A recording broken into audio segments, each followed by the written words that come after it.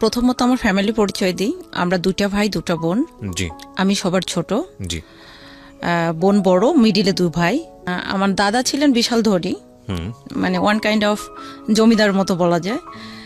আর অত্র গ্রামে যত লোক আছে সবাই আমার দাদার কাছেই মানুষ হয়েছে, মানে এমন একটা ফ্যামিলি ছিল আগেকার মানুষ। উনি অনেক সহজ সরল একটা মানুষ এবং উনি সেই সময়তেই ঘোড়া নিয়ে বিভিন্ন জায়গায় বিচার আচার করতেন। ওরে বাবা, সম্মানী লোক ছিলেন। হ্যাঁ, আমার বাবাও কিন্তু তাই করতেন। পরে কালক্রমে দেখা যায় আমার দাদা অত্যন্ত সহজ সরল লোক এবং গ্রামে কিছু লোক আছে যারা আমার দাদার সরলতার সুযোগ নিয়ে প্রচুর জমি নিয়ে রাখছে। আমার দাদি আবার অত্যন্ত রাগী একটা মানুষ এবং দাদা ছিলেন অত্যন্ত সুন্দর একটা মানুষ। আব্বু কিছু করতেন না এবং সে এতটাই জমিদার ছিল, প্লেটের বাটির মধ্যে সে হাতে ভেবে রাখতো, দুধ যখন এখানে উঠতো তখন সে খেত, এইরকম। তো আব্বু বিয়ে করলেন, আব্বু বিয়ে করবেন না। পাশের বাড়ি একটা আন্টি ছিলেন খুব সুন্দর, যাকে আমি এখনো মা বলি। তো উনাকে আব্বু খুব পছন্দ করতেন।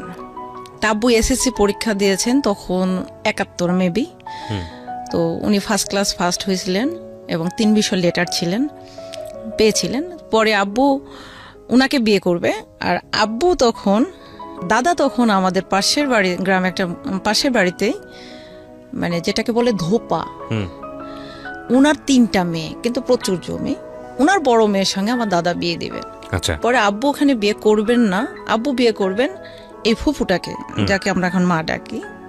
এই নিয়ে একটা প্রচন্ড বড়, মানে দাদা জোর করছে ওই মহিলাটার সঙ্গে বিয়ে দেবে আর আব্বু জোর করছে যে ওই ফুফুটাকে বিয়ে করবে। পরে যাই হোক, আরেকটা লোক আছে, ওনারা 7টা ভাই, মানে সমাজে একটা কালপ্রিট। তো 7টা ভাইয়ের মধ্যে একজন ওই ফুফুটাকে বিয়ে করবে, এরকম একটা গ্যাঞ্জাম বেঁধে তখন দাদা জোর করে নিয়ে যে আব্বুকে ওই আন্টির সাথেই বিয়ে দিল, মানে ধোপার মেয়েটার সঙ্গে, বড় মেয়ের সঙ্গে। তখন আব্বু বললো যে আমার যখন ওই আমার পছন্দ মতো মেয়ের সঙ্গে বিয়ে হলো না, আমি আমার পছন্দ মতো বিয়ে করব। তখন আমার নানুর বাসাটা ঠিক একটা বিল আছে, বিলের ওই পারে। আমার নানুর বাসা থেকে আমার মাকে পছন্দ করেছে আমার নানু। আমার মায়ের অনেক কাহিনী আছে। আমার নানারও বিশাল ধনী ছিলেন, মানে এতটাই ধনী ছিলেন যে ওনারা যখন মাছ কাটতেন কুড়ালদা চিপতে হতো।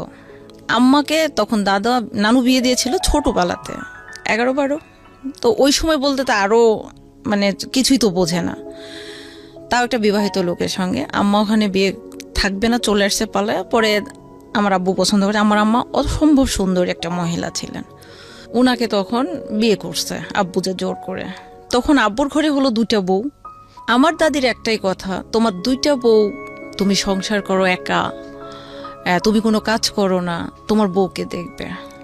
তো আমার দাদি আমার মাকে দেখতে পারতেন না, প্রচন্ড পরিমাণে গালিগালাজ, মারপিট, খাওয়াতে, যেটা আপনাকে গ্রাম বাংলা সে আগেকার শাশুড়িদের, দরজাল শাশুড়ি যাকে বলে, আল্লাহ মাফ করুন উনি মারা গিয়েছেন, অসম্ভব আমার আম্মাকে কষ্ট দিতেন। তো আমার বড় আম্মার সঙ্গে কিন্তু আমার আম্মার কোনো ঝগড়া নেই, মানে সতীনে যে একটা কথা কাটাকাটি এটা নেই, মানে 2 বোনের মতো। আর কোনোভাবে যখন আব্বু কভার করতে পারলো না, তখন একদিন প্রচন্ড মারপিট, ঝগড়াঝাটি হতে হতে আব্বুকে আলাদা করে দিল। আব্বুর কিন্তু 2টা ওয়াইফ, আলাদা করে দিল তখন 1/2 কেজি ময়দা দিয়ে। তারপরে এটা নিয়ে 1/2 কেজি যখন ময়দা দিয়ে তাকে আলাদা করে দিয়ে এলো, তখন আব্বু বলল যে মা, তোমার এত বড় সংসার, এত ধন সম্পদ, সেই সময় ধরেন 120 বিঘা সম্পদ। আপনার দাদা কই তখন? দাদার তো কোনো কর্তৃত্ব ছিল না, মানে দাদি যেটা করতো সেটাই। আচ্ছা। তো তোমরা যেটা করছো, আমি একটাই ছেলে, তা 1/2 কেজি ময়দা দিয়ে কেন আমাকে ভিন্ন করে দিলা? আমার আব্বু তখন একটা টিচারের চাকরি হলো, যেহেতু সে শিক্ষিত একটা মানুষ। তখন টিচারে যখন চাকরি হলো, তখন আমার বাবা বলে, আমার একটা ছেলে সরকারের গোলামি করবে, আগেকার মানুষের যে মেন্টালিটি। তখন আমার আব্বু হচ্ছে রিড রাইটার, মানে মোহরি রেজিস্ট্রি অফিসে, সেখানেও তো তখন টাকা পয়সা তেমন ছিল না। সর্বসাকুল আব্বু পরিবার চালাতে ব্যর্থ। তখন 1/2 কেজি আটা যখন দিয়ে দিল, তখন আমার দাদা বলল, আব্বু বলল যে এত বড় সংসার থেকে আমাকে এতটুকু দিলা, আমার লাগবে না। এই বলে চলে আসলো আম্মাকে নিয়ে এবং আমার সৎমা। আসার পরে আমার সৎনানি বলে কি আমার মাকে ডিভোর্স দিতে দেয় না। তখন আমার আপা যায়, মানে যখন আমাদের বাসার সামনে দিয়ে ওই বাসাতে যায়, আমার ওই সৎ নানির বাসায়, তখন আমার আপা যায় দাদির পা চেপে, দাদি দাদি বলে যে পা চেপে ধরে, তখন নেয় না কোলে নেয় না, যে ওই আপাটাকে নেয়। পরে যাই হোক এইভাবে কোনো রকমে আম্মা তো চললো, এবং আমার আম্মাকে আমার আব্বু প্রচণ্ড মারপিট করতো। শুধু মারপিট না, এইরকম তীরের সঙ্গে টানিয়ে লোয়ার রড দিয়ে পিটাইতো। কেন পিটাইতো? আম্মা সাপোজ একটা মাটির পাতিল নিয়েছে, এক মুঠ ধান দিয়ে আমার সৎনানীরা লাগিয়ে দিয়েছে। আব্বু অফিসে আসার সময় বলছে, হ্যাঁ আমার মেয়ে থাকলে তো সংসার ধ্বংস হবে, এই হবে, কিন্তু অম্মুকের বউ দেখছি এত মন ধান দিয়ে যে পাতিল টাতিল নিল। বুঝলো না আব্বু কিছুই, লাগাইলো, ডাইরেক্ট এসে মারলো। এত মারতো আমি নিজেও দেখেছি। আমি বড় হওয়ার পরে প্রোটেক্ট করতাম, কিন্তু বড় ভাইয়েরা কেউ ভয় আব্বুর সঙ্গে কথা বলতো না। পরে এইভাবে যখন আম্মা চলে আসলো, আব্বুর কিছু ব্যাড হ্যাবিট ছিল, যেটা না বলি যেহেতু উনি মারা গেছেন। পরে এভাবে যখন চলে আসলো, আম্মু খেয়ে না খেয়ে সংসার নিয়ে আমাদেরকে পারলো। তখন দেখা যাচ্ছে আচ্ছা, তারপরে ওইখানে আসলো। আসার পরে আম্মা এভাবে দেখা গেল যে আব্বু রেজিস্ট্রের অফিসে গেছে, কিছুই হয়নি। তখন আম্মু নানুর বাসায় গেল, যাই হয়তো চাল ডাল যান লাগে নিয়ে আসলো, বা মামারা দিয়ে গেল। এভাবে পালতে পালতে দেখা যাচ্ছে আব্বু ওই টাকাগুলো দিয়ে অনেক সময় নেশা করতো বা মেয়েলি কিছু ব্যাপার ছিল। তো এগুলো নিয়ে আম্মা যখনই প্রতিবাদ করতো তখনই প্রচন্ড আকারে মার খেত। এত পরিমাণ মার খেত যেটা বলার মতো না। এবং উনি মার খাওয়ার পর যখন সেন্সলেস হয়ে যেত, আব্বু তখন ডাক্তার নিয়ে এসে তাকে সেন্স ফিরাইতো। এরকম ছিল। এগুলো আপনি দেখেছেন? হ্যাঁ, এটা আমি দেখেছি। পরে এগুলো হওয়ার পরে একটা পর্যায়ে দেখা গেল আমার আপা বড় হয়ে গেল, বড় ভাই হলো, বড় ভাই হওয়ার পরে মেজো ভাই হলো, মানে ডিফারেন্সটা 2 বছর 2.5 বছর এরকম। আপনার পজিশন কত? আমি তো লাস্ট। আচ্ছা, লাস্ট। কয় ভাই বোন আপনারা? আমরা 2টা ভাই 2টা বোন। ওকে, তারপর ভাই 2টা মিডিলে, বোন ফার্স্ট, আমি লাস্ট। পরে এভাবে তো চলে আসলো। পরে দেখা গেল যে আমার দাদা 1 কাঠা জমি আমার বাবাকে দিল না, সমস্ত সম্পত্তি সে বিক্রি করলো, খাইলো। এবং সে শেষ পর্যায়ে অন্যের বাসায় যে থাকলো, আমার ওই যে ফুফু বলছি না, আমার দাদির প্রথম পক্ষের যে মেয়েটা, তাদের বাসায় থাকলো।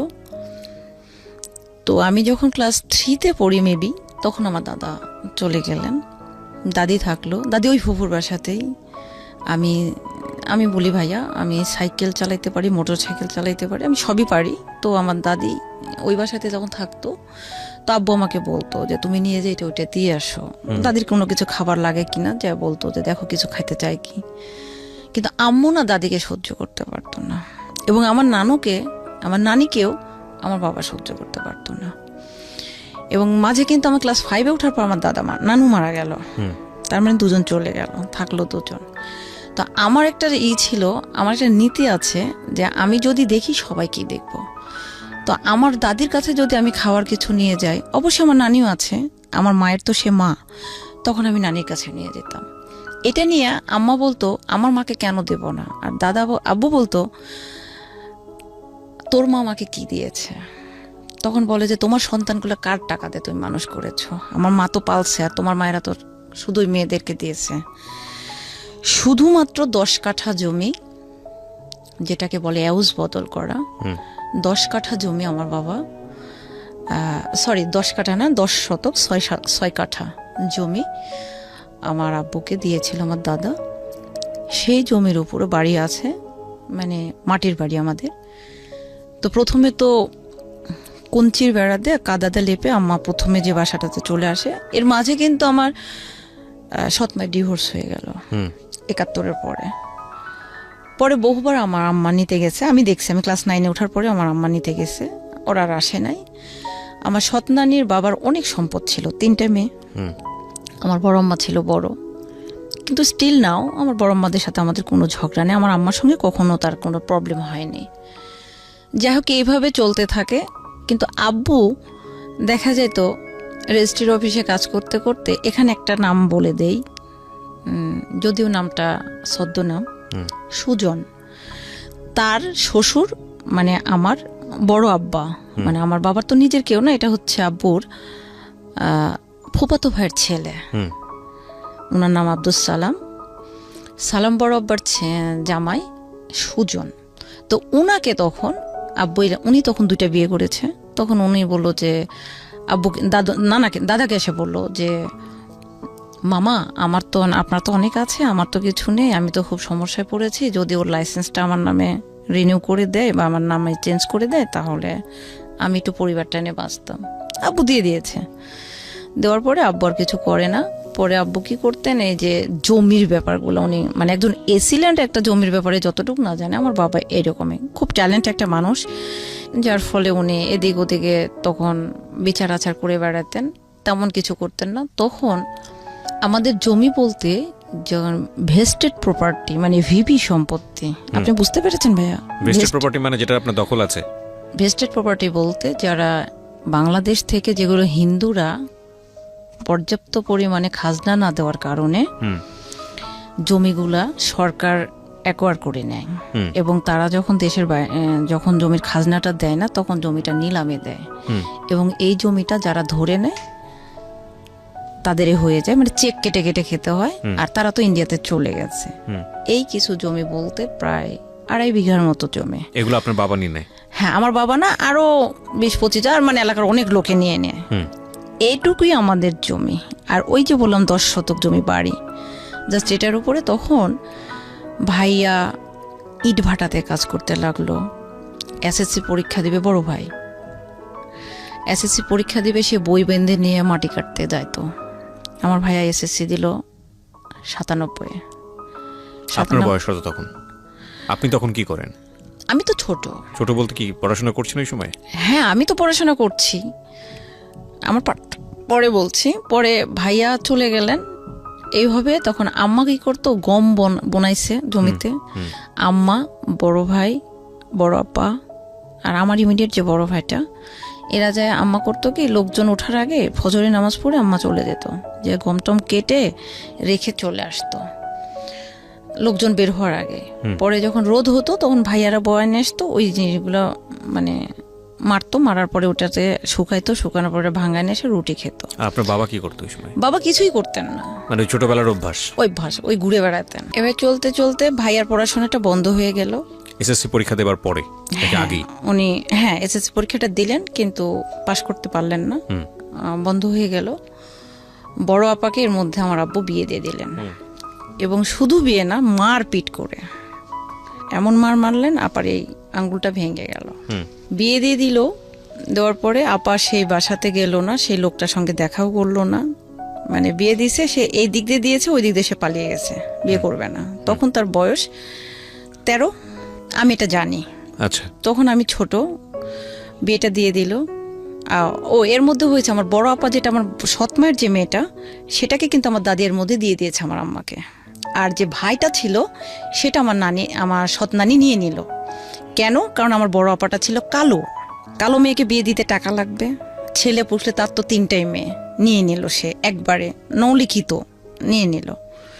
কিন্তু আমি একটা দেখতাম বাসাতে সব সময় আমাকে কেমন যেন একটা নেগলেক্ট করা হতো। আমার জন্ম নিয়ে বলি, আমার মায়ের 2টা ছেলে 1টা মেয়ে হয়ে গেল।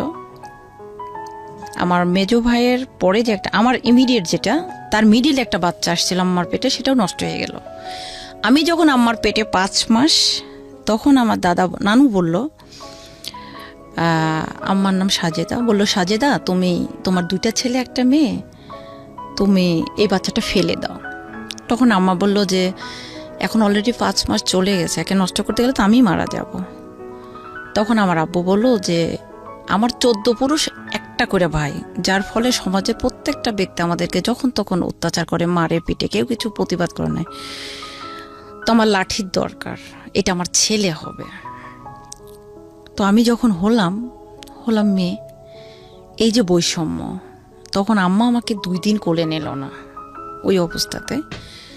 পরে এখানে ব্লাড লেগেছিল, পিঁপড়া লেগে গিয়েছিল, আমার আম্মা আমাকে কোলে নেয়নি। পরে আমার মেজো খালা আমাকে যা হোক নিয়েছে।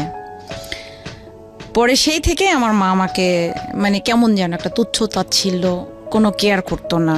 এবং আমি এতটাই জিদি ছিলাম, আমি হয়তো আম্মা পুকুরে গোসল করতে নামছে, পানিতে যা বলছে আমি এখানে দুধ খাবো। তখন আম্মা হয়তো বলছে যে একটু উপরে আসো, না আমি এখানেই খাবো, ভিডিও পার্ট স্টার্ট 1 এখানেই খাবো, এখানেই খাবো এবং আমাকে এই পানির মধ্যে দিতে হবে, মানে আমি এতটাই জিদি। তো সেই পরিমাণ মারতো। আর আমার রাগটা এত ছিল যে আমি যখন কান্না করতাম মানে মারতাম, তখন আমার এই দুইটা হাত ফেটে ব্লাড বের হয়ে যেত। প্রচন্ড রাগী একটা মানুষ ছিলাম। তো আম্মা কোনো মতেই মানে প্রচন্ড মারতো। আর এই যে বৈষম্য থাকতে থাকতে হঠাৎ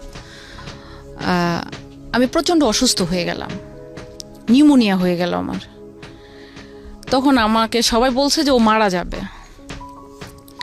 ডেফিনেটলি আমাকে শোয়ায় রাখছে, উত্তর দিকে মাথা, দক্ষিণ দিকে পা, আর বাঁচবো না। পরে পাশের বাড়ির হিন্দু দাদু আছে, আব্বু বলল যে আমার মেয়েটা তো মারাই যাবে, তো একটু যদি ডাক্তারের কাছে যাওয়া যেত। তো সেই সময় হোমিওপ্যাথিক ওষুধ, আমার জন্মটা কিন্তু 1986 ভাইয়া। জি। তো হোমিওপ্যাথিক ওষুধ 5 পুড়িয়া ওষুধ দিল, দিয়ে বলল যে এই ওষুধটা তোর মেয়েকে খাওয়া। উনি অনেক বয়োজ্যেষ্ঠ মানুষ, যদি 3 পুরা খাওয়ানোর পর তোর মেয়েটা ফিরবে, না হলে কোনোদিন ফিরবে না। যাই হোক, ওই যে ফিরছি ভাইয়া, আর পড়ি নাই। যাই হোক, এখন আমি খুব দুরন্ত ভাইয়া, আমি কাউকে কখনো মানে টলারেট করবো এইরকম পার্সন না। ডাজন্ট ম্যাটার, সাইকেল নিয়ে যাচ্ছি, কেউ একটা টন কাটছে, ঠাইসে একটা থাপ্পড়। রাস্তাতে যাচ্ছি, এই তুই কেমন আছিস, আমি কেমন আছি তুই জিজ্ঞেস কর, আর কি মারলাম। এলাকার এমন কোনো গাছ নেই, সে আম গাছ, তাল গাছ, বাঁশ, যেটা বলেন, আমাকে চেনে না এমন কোনো গাছ নেই। এমন কোনো ফলের গাছ নেই যে ফলের গাছালা বলতে পারবে না যে তার গাছের ফল আমি চুরি করে খাইনি। ওকে। মানে খুব দুরন্ত একটা মেয়ে। বাবা আমাকে ভালোবাসতেন, যথেষ্ট ভালোবাসতেন। মারতে লাগলে ভাইয়া প্রচন্ড মারতেন। এই যে চৈত্র মাস আজকে কিন্তু আমাদের বাসায় ধান কাটছে, এই ধান জমিতে কাটতো, আমি ওইখান থেকে বয়ে নিয়ে আসতাম 1 মণ 1.5 মণ ধান আমি মাথায় করে নিয়ে মাইলের পর মাইল যাইতাম। আমি প্রচন্ড শক্তি পাই। তখন সবাই বলতো, এই তুই এত কাজ করিস কেন, তোকে বিয়ে দিতে কয় টাকা লাগবে রে, যে তোর বাবার সংসারে এত কাজ করতে হয়।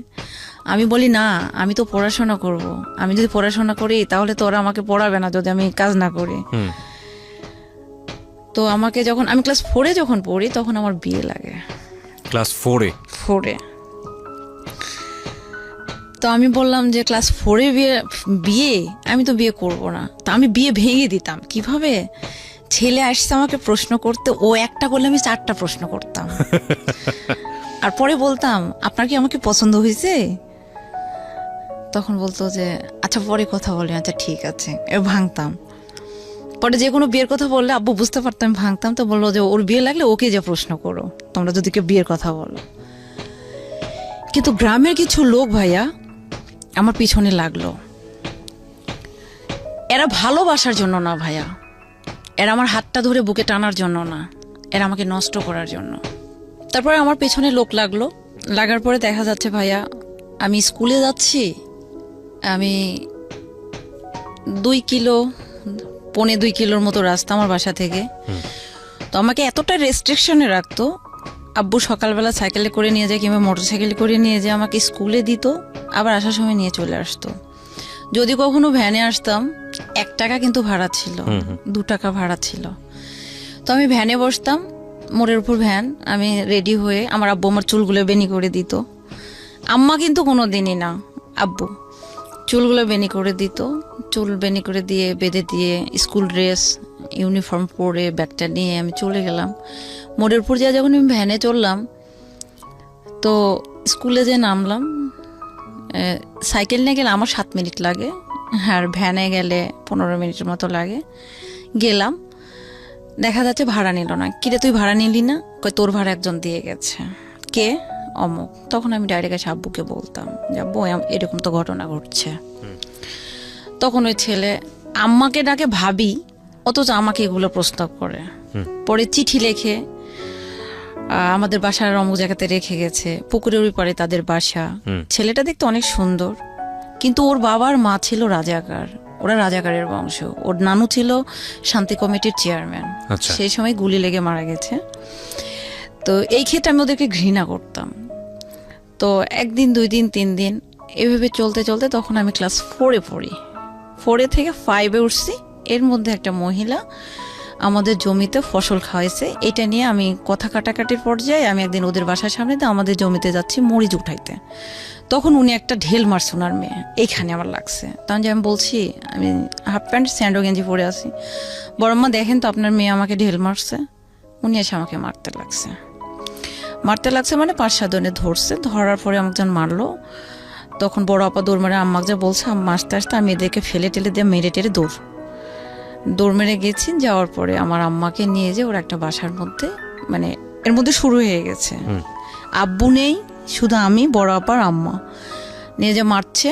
তা আম্মাকে এমনভাবে মারছে একটা রুমে, বাসার মধ্যে নিয়ে যে, যেখানে আমি যা বলতেছি আমার মা কই খুঁজে পাচ্ছি না। যখন মাকে যা ধরছি, যে দেখি যে আমার মাকে মারছে, তখন আমি যখন গেছি তখন আমার চুল ধরছে, আমার চুলগুলো কিন্তু ছোট ছোট ভাইয়া ধরছে। তখন আমি আবার কোনো মতেই আমার মায়ের চুলও ছাড়ছে না, আমার চুলও ছাড়ছে না।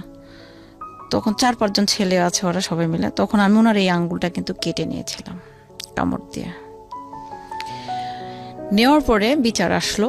কেটে নিয়েছিলেন মানে কি আঙ্গুল একদম পুরোপুরি কেটেই ফেলেছিলেন? এই আঙ্গুলটা মানে চুল ছাড়ছে না, তো আমারটাও ছাড়ছে না, আমারটাও ছাড়ছে না। হ্যাঁ। আমরা 2টা মানুষই মাটিতে লুটোপুটো খাচ্ছি, ওরা মারতেছে।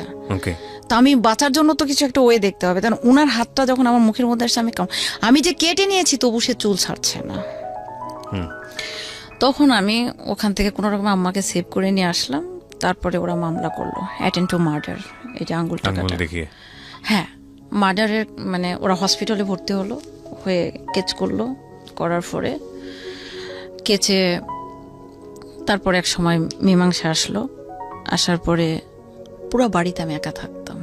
দেখেন, আমার ভাইয়া ছিল না, আব্বু ছিল না, শুধু আমি, বড় আপার আম্মা। আমি তো ছোট, ক্লাস 5। কেসটা করেছে কার নামে? কেসটা করেছে আব্বুর নামে, বড় ভাইয়ের নামে, বড় আপার নামে, আম্মার নামে। মানে আপনাকেই দেয়নি ওখানে? আমি তো ছোট, এই জন্য আপনাকে দেয়নি? না, আমাকে তো ওখানে আসবে না। তো পরে যখন দিল, অথচ এরা কেই ছিল না উপস্থিত। বলছে এই মারপিট করছে। ইভেন ওই মহিলা তখন ওনার অ্যাবর্শন করায়, ওই রিভেন্স ইয়েটাও দিয়েছে, আমাদের ব্লেমটাও দিয়েছে যে আমরা মায়েরা ওনার বাচ্চা অ্যাবর্শন করে দিয়েছে। সেই মামলা করলো, কয়েকবার কেছে হাজিরা দিল, পালিয়ে পালিয়ে থাকলো। পুরা বাসাতে আমি একা। রাতের বেলা? রাত বলতে আমি ক্লাস 2 থেকে আমি রান্নাবাড়া করি, ক্লাস 3 থেকে আমি রান্নাবাড়া করি। পুরা সংসারের দায়িত্ব ছিল আমার হাতে ছোটবেলা থেকে। এবং আমি যখন স্কুলে যেতাম, আমি রান্না করতাম, জমিতে নিয়ে যে খাবার দিয়ে আসতাম, তারপরে নিজে খেতাম, তারপর স্কুলে যেতাম, স্কুল থেকে আসতাম, আবার দুপুরে রান্না করতাম, কাজের লোকদের খাওয়াতাম, আবার থালা বাসন মেজে নিয়ে আবার পানি টানি উঠিয়ে নিয়ে আবার রাতে রান্না করতাম। আমি যখন পড়তে যাইতাম তখন বাজত রাত 10টা, এরকম ছিল। আমি একটা কাজে জব দিলে আমার মা যেমন পিটাইতো, আমার আব্বু পিটাইতো, আমার আপাও পিটাইতো। মানে আমি কাজটা পারবো না, এই কথাটা আমি কখনো বলতে পারবো না। পরে যখন ওনারা মারলো, তখন কেস হয়ে গেল।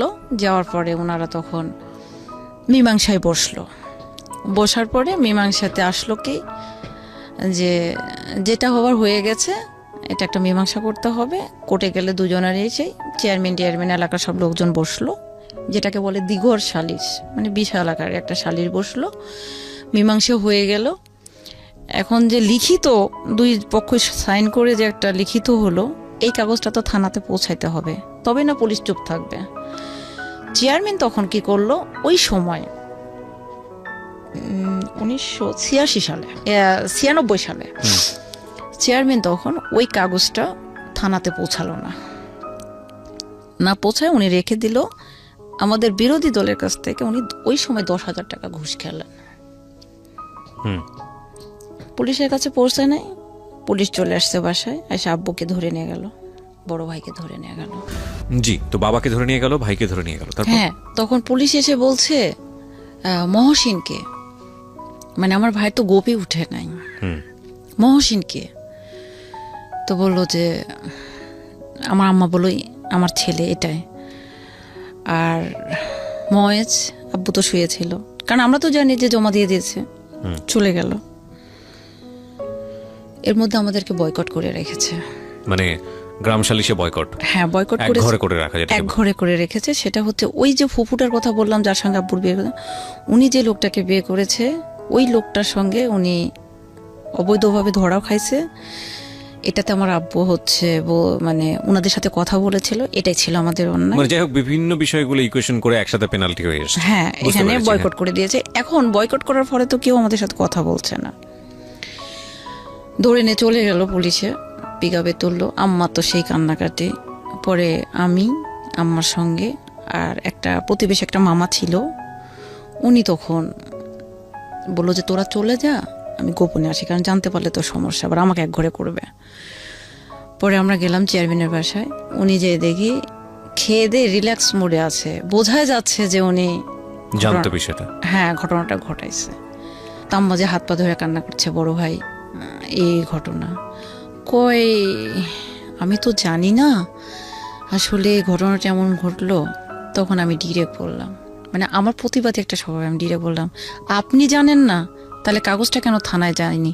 আপনি না ইউনিয়নের চেয়ারম্যান, কাগজটা যদি আপনি পৌঁছাইতেন তাহলে তো আজকে আমার বাবাকে বলছে তুমি ছোট, আমি ছোট মানুষ কেন, আপনি লিগেলি কথা বলেন। এই বলে আম্মা বললাম আম্মা এখানে কোনো কথা হবে না, তুমি চলে আসো। আমার ভাই 3 দিন পর জামিন হলো, আব্বুর জামিন হলো 21 দিন পর। এরপর থেকে আমার বাবার কাছে আমি কালার, কারণ ওই যে মারামারি, মানে তোমার কারণে আমি জেল কেটেছি। হ্যাঁ এটা ব্লেম আসলো। পরে আমি পরিবারে চোরের মতো থাকলাম। তখন 6 গেল, 7-এ উঠলাম। তখন আমার পরীক্ষা কিন্তু ভাইয়া ফাইনাল। তারপরে আব্বু আসলো, আসার পরে তো সেই রকম তার রুরু আচরণ, একই তো আমি মার খাই। এমনও দিন গেছে ভাইয়া যে তরকারিতে 5টা-7টা তরকারি রান্না করতে হয় আমাকে, রান্না করি, যে তরকারিতে লবণ কম হয় সেই তরকারিটা আমাকেই খেতে হবে, লবণ বেশি হলে সেটা আমাকেই খেতে হবে, ঝাল বেশি হলে সেটা আমাকেই খেতে হবে।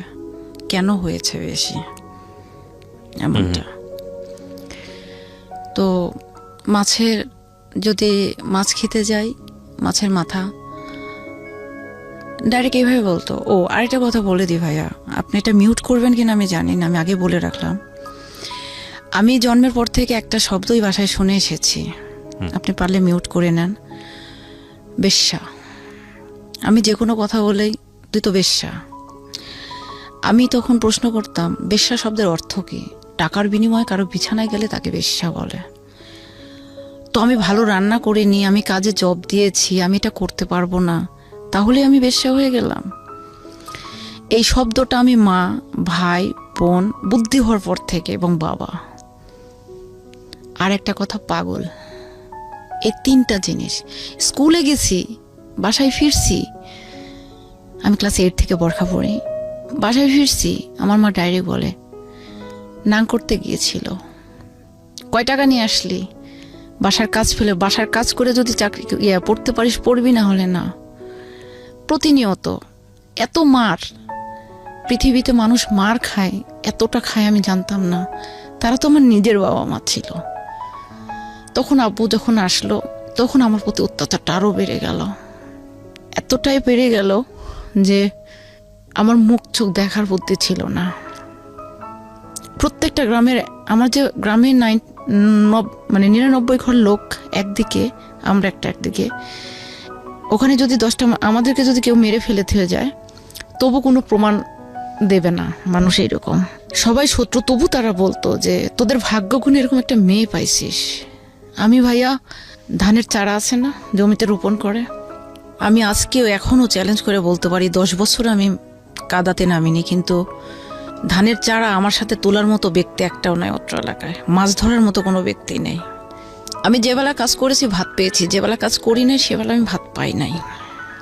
আমার চোখের সামনে শিকাতে ভাত, তাকের উপর ভাত রাখা আছে, পাতিলেও ভাত রাখা আছে, কিন্তু আমি যখনই ভাতটা খেতে গেছি তখনই আমার পিঠে মার পড়ছে। একজন মারে নাই, মা মেরেছে, বাবা মেরেছে, ভাই মেরেছে।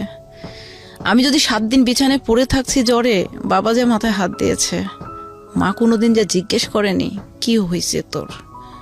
আমি জানি না কেন তাদের এত ঘৃণা। হ্যাঁ, আমি উশৃঙ্খল ছিলাম, আমি ডান পিঠে স্বভাবের ছিলাম। এদিকে ক্লাস 7-এ ওঠার পর আম্মা আবার প্রেশারের রুগী, উনি তো পড়ে গেলেন, উনি তো কোনো আগুনে যাইতে পারেন না। আমি কখনো বলতে পারবো না আমার মা এক প্লেট ভাত নিয়ে এসে আমাকে রান্না করে মুখের সামনে দিয়ে বলছে তুই খা, কারণ বড় আপা ছিল, ওই যে সৎ বোন, উনি রান্না করতেন, তারপরে আমার আপা। তো এমন ছিল যে আমি স্কুলে গিয়েছি, এসে দেখা গেছে যে আমি আবার ভাইয়া 22 বছর, আমার 22 বছর পর্যন্ত আমি কোনো দিন মাছ মাংস খাই নাই। আমার লাইফে আমি সবজি, ডিম, খুব বেশি ছোট মাছ। আমার লাইফে আমি মাছ মাংসটাকে মানে ঘৃণা লাগতো, বেসিক্যালি সত্য কথা। এরপরে এসে আমি খেতাম না, কিন্তু ছোট মাছটা আমি পছন্দ করতাম। আমি বুঝতাম না, কখনো খুবই ভালোবাসছে, কখনো এত মার মারছে। টিভির প্রতি আমার খুব লোভ। ক্লাস 3-তে যখন উঠলাম, টিভি কিনলো, টিভি দেখতে যাই মানুষের বাসায়, বকাবকি করে। বাসায় যখন আসি, আব্বু টিভি কিনলো, যে যা আমার মেয়ে টিভি দেখতে চাইছে, সে এনজিও থেকে ঋণ উঠায় নিয়ে উনি টিভি কিনছে আমার জন্য। টিভি দেখতে গেলে মার খাই, পড়তে বসলে কিছু বলে না, কিন্তু আম্মার কথা সব কাজ শেষ করে তোমাকে পড়তে হবে। তরকারি হয়তো 3টা রান্না করেছি, 2টা ভালো হয়েছে, একটা খারাপ হয়েছে। যে 2টা ভালো হয়েছে সেই 2টা হয়তো আমি চোখেই দেখি নাই, কিন্তু খারাপ যেটা হয়েছে সেটা টোটালটাই আমাকেই খাইতে হবে, কারণ আমি খারাপ করে রান্না করেছি। এইভাবে চলতে থাকে। থাকার পরে ক্লাস 7-এ বার্ষিক পরীক্ষা দেওয়ার পরে 6 থেকে 7-এ উঠলাম, বড় আপার বিয়ে হয়ে গেল। 8-এ উঠলাম, 7-এ যখন বার্ষিক পরীক্ষা দিলাম, বড় ভাইয়াকে বিয়ে দিয়ে দিল। ভাইয়াকে মেয়ে বিয়ে দেওয়া না আরেকটা কাহিনী। আমি গেলাম, বড় ভাই যাবে মেয়ে দেখতে, তো সবাই বলতেছে মেয়ে যখন দেখতে যাবে, তো ছেলে মানুষ যেত, মেয়ের বাসার ভিতর তো ঢুক একটা সমস্যা না, গ্রামের ব্যাপার। তো বলছি তাহলে আমি যাই। তো আমি যেয়ে দেখি আমার উপর ক্লাসেই পড়ে আমার ভাবি। ওকে। তো আমি বলছি কি ব্যাপার, করছি এই তুমি? তা ভাবির বাবার বাসার সাথে আবার আমার বড় ভাইয়ের একটা ফ্রেন্ডের বাসা। তো ভাইয়া, আমি আর বড় ভাই গেলাম, দেখলাম ভাইয়া বলতেছে কালো মোটা মেয়ে এসে। আমার ভাইয়া কিন্তু ফর্সা চিকন। এখন দেখার পরে আব্বু পছন্দ, আমি বললাম আব্বু মেয়েটা দেখতে ময়লা হলেও, আমি যেহেতু ওনাকে স্কুলে দেখছি, উনি যথেষ্ট ভদ্র একটা মানে, আমি যে ভদ্র আর ফ্যামিলিও ভালো, তো ওইদিকে তো মনে করেন ডাউরি সিস্টেমটা বোঝেন আপনি। তো আমি বললাম যে টাকা পাবেন, মেয়ে ভালো, কিন্তু গায়ের রংটাই হয়তো কালো। তা আব্বু গেল দেখতে মামাদেরকে নিয়ে, দেখে টেকে পছন্দ হলো, রাতারাতি বিয়ে শেষ। এখন বিয়ে, মেয়েটা কালো, আমার ভাই ফর্সা, এই যে মার শুরু হলো আমার উপরে, তুই পছন্দ করছিস। তো আপনারা বিয়ে দিলেন কেন? আমার কথা হচ্ছে যে আমি না হয় দেখে আসলাম, কিন্তু আব্বু তো চোখ বন্ধ করে ছিল না। আমার প্রশ্নটা সেটাই, তা আপনারা দেখে শুনেই তো ই করলেন। আব্বু বলে যে যেটা হবার হয়ে গেছে, কিন্তু আব্বু তো কেউ কিছু বলতে পারছে না, সব দোষ আসে আমার ঘাড়ে। বাসার যাই যে করে শুধু পিটন আসে আমার পিঠে পড়ে। তখন আমি বললাম যে দেখো, তোমরা ইন্ডিয়ান নায়িকাও নিয়ে আসতে পারো, কিন্তু কালকে এসে তোমাকে ভাত দিল না, আলাদা হয়ে গেল। কিন্তু কালো মেয়ে তোমার সংসারটা যদি ধরে রাখে তাহলে কি হবে? স্টিল নাও সে এক জায়গাতে আছে, জয়েন্ট ফ্যামিলিতেই আছে, এবং এখন পর্যন্ত তার সম্বন্ধে একটা বাজে মন্তব্য কেউ করতে পারবে না, এত ভালো সে মেয়ে একটা। যাই হোক, এটাও গেল। এখন পুরা ভাবি সংসারের দায়িত্ব নিল। তারপরে ভাইয়া আমি এসএসসি পরীক্ষা দিব, এর মধ্যে আম্মা অসুস্থ। আমার ক্লাস 9-এ ওঠার পরে আমার অ্যাপেন্ডিসাইটিসে একটা ব্যথা ধরা পড়লো। নাটোর দেখালাম, ওনারা বললো যে ওর অ্যাপেন্ডিসাইটিস হয়েছে। তাব্বু বললো যে সামনে তো পরীক্ষা, এখন তার অপারেশন করা যাবে না। আম্মার আবার পাইলস, আম্মার পাইলস। তখন আম্মাকে নিয়ে যে অপারেশন করা হলো, আম্মাকে নিয়ে তো আছি। রাত 10টা 11টা 12টায় ভাত উঠে রান্না করতে হয়, তাই যখন যেটা চায় সব কিছু করতে হয় আমাকে। কিন্তু এই যে সব করার পরও বেশ্যা। সাপোজ আমি রান্না করতে করতে উঠে গেছি, নাং করতে গিয়েছিলি, বেশ্যাবৃত্তি দিতে গিয়েছিলি, তুই তো বাজারে যাস, কলেজে যাস না তো, স্কুলে যাস না তো, বেশ্যাবৃত্তি দিতে যাস।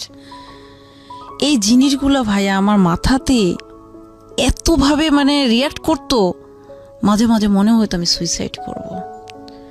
তখন থেকে আমি ঘুমের বড়ি খেতাম, প্রচণ্ড আকারে খেতাম। খেতে খেতে এভাবে চলতো, সকালে উঠতে পারতাম না। তারপর আমার বাসায় একটা, এভাবে চলতে চলতে একদিন মায়ের অপারেশন হলো।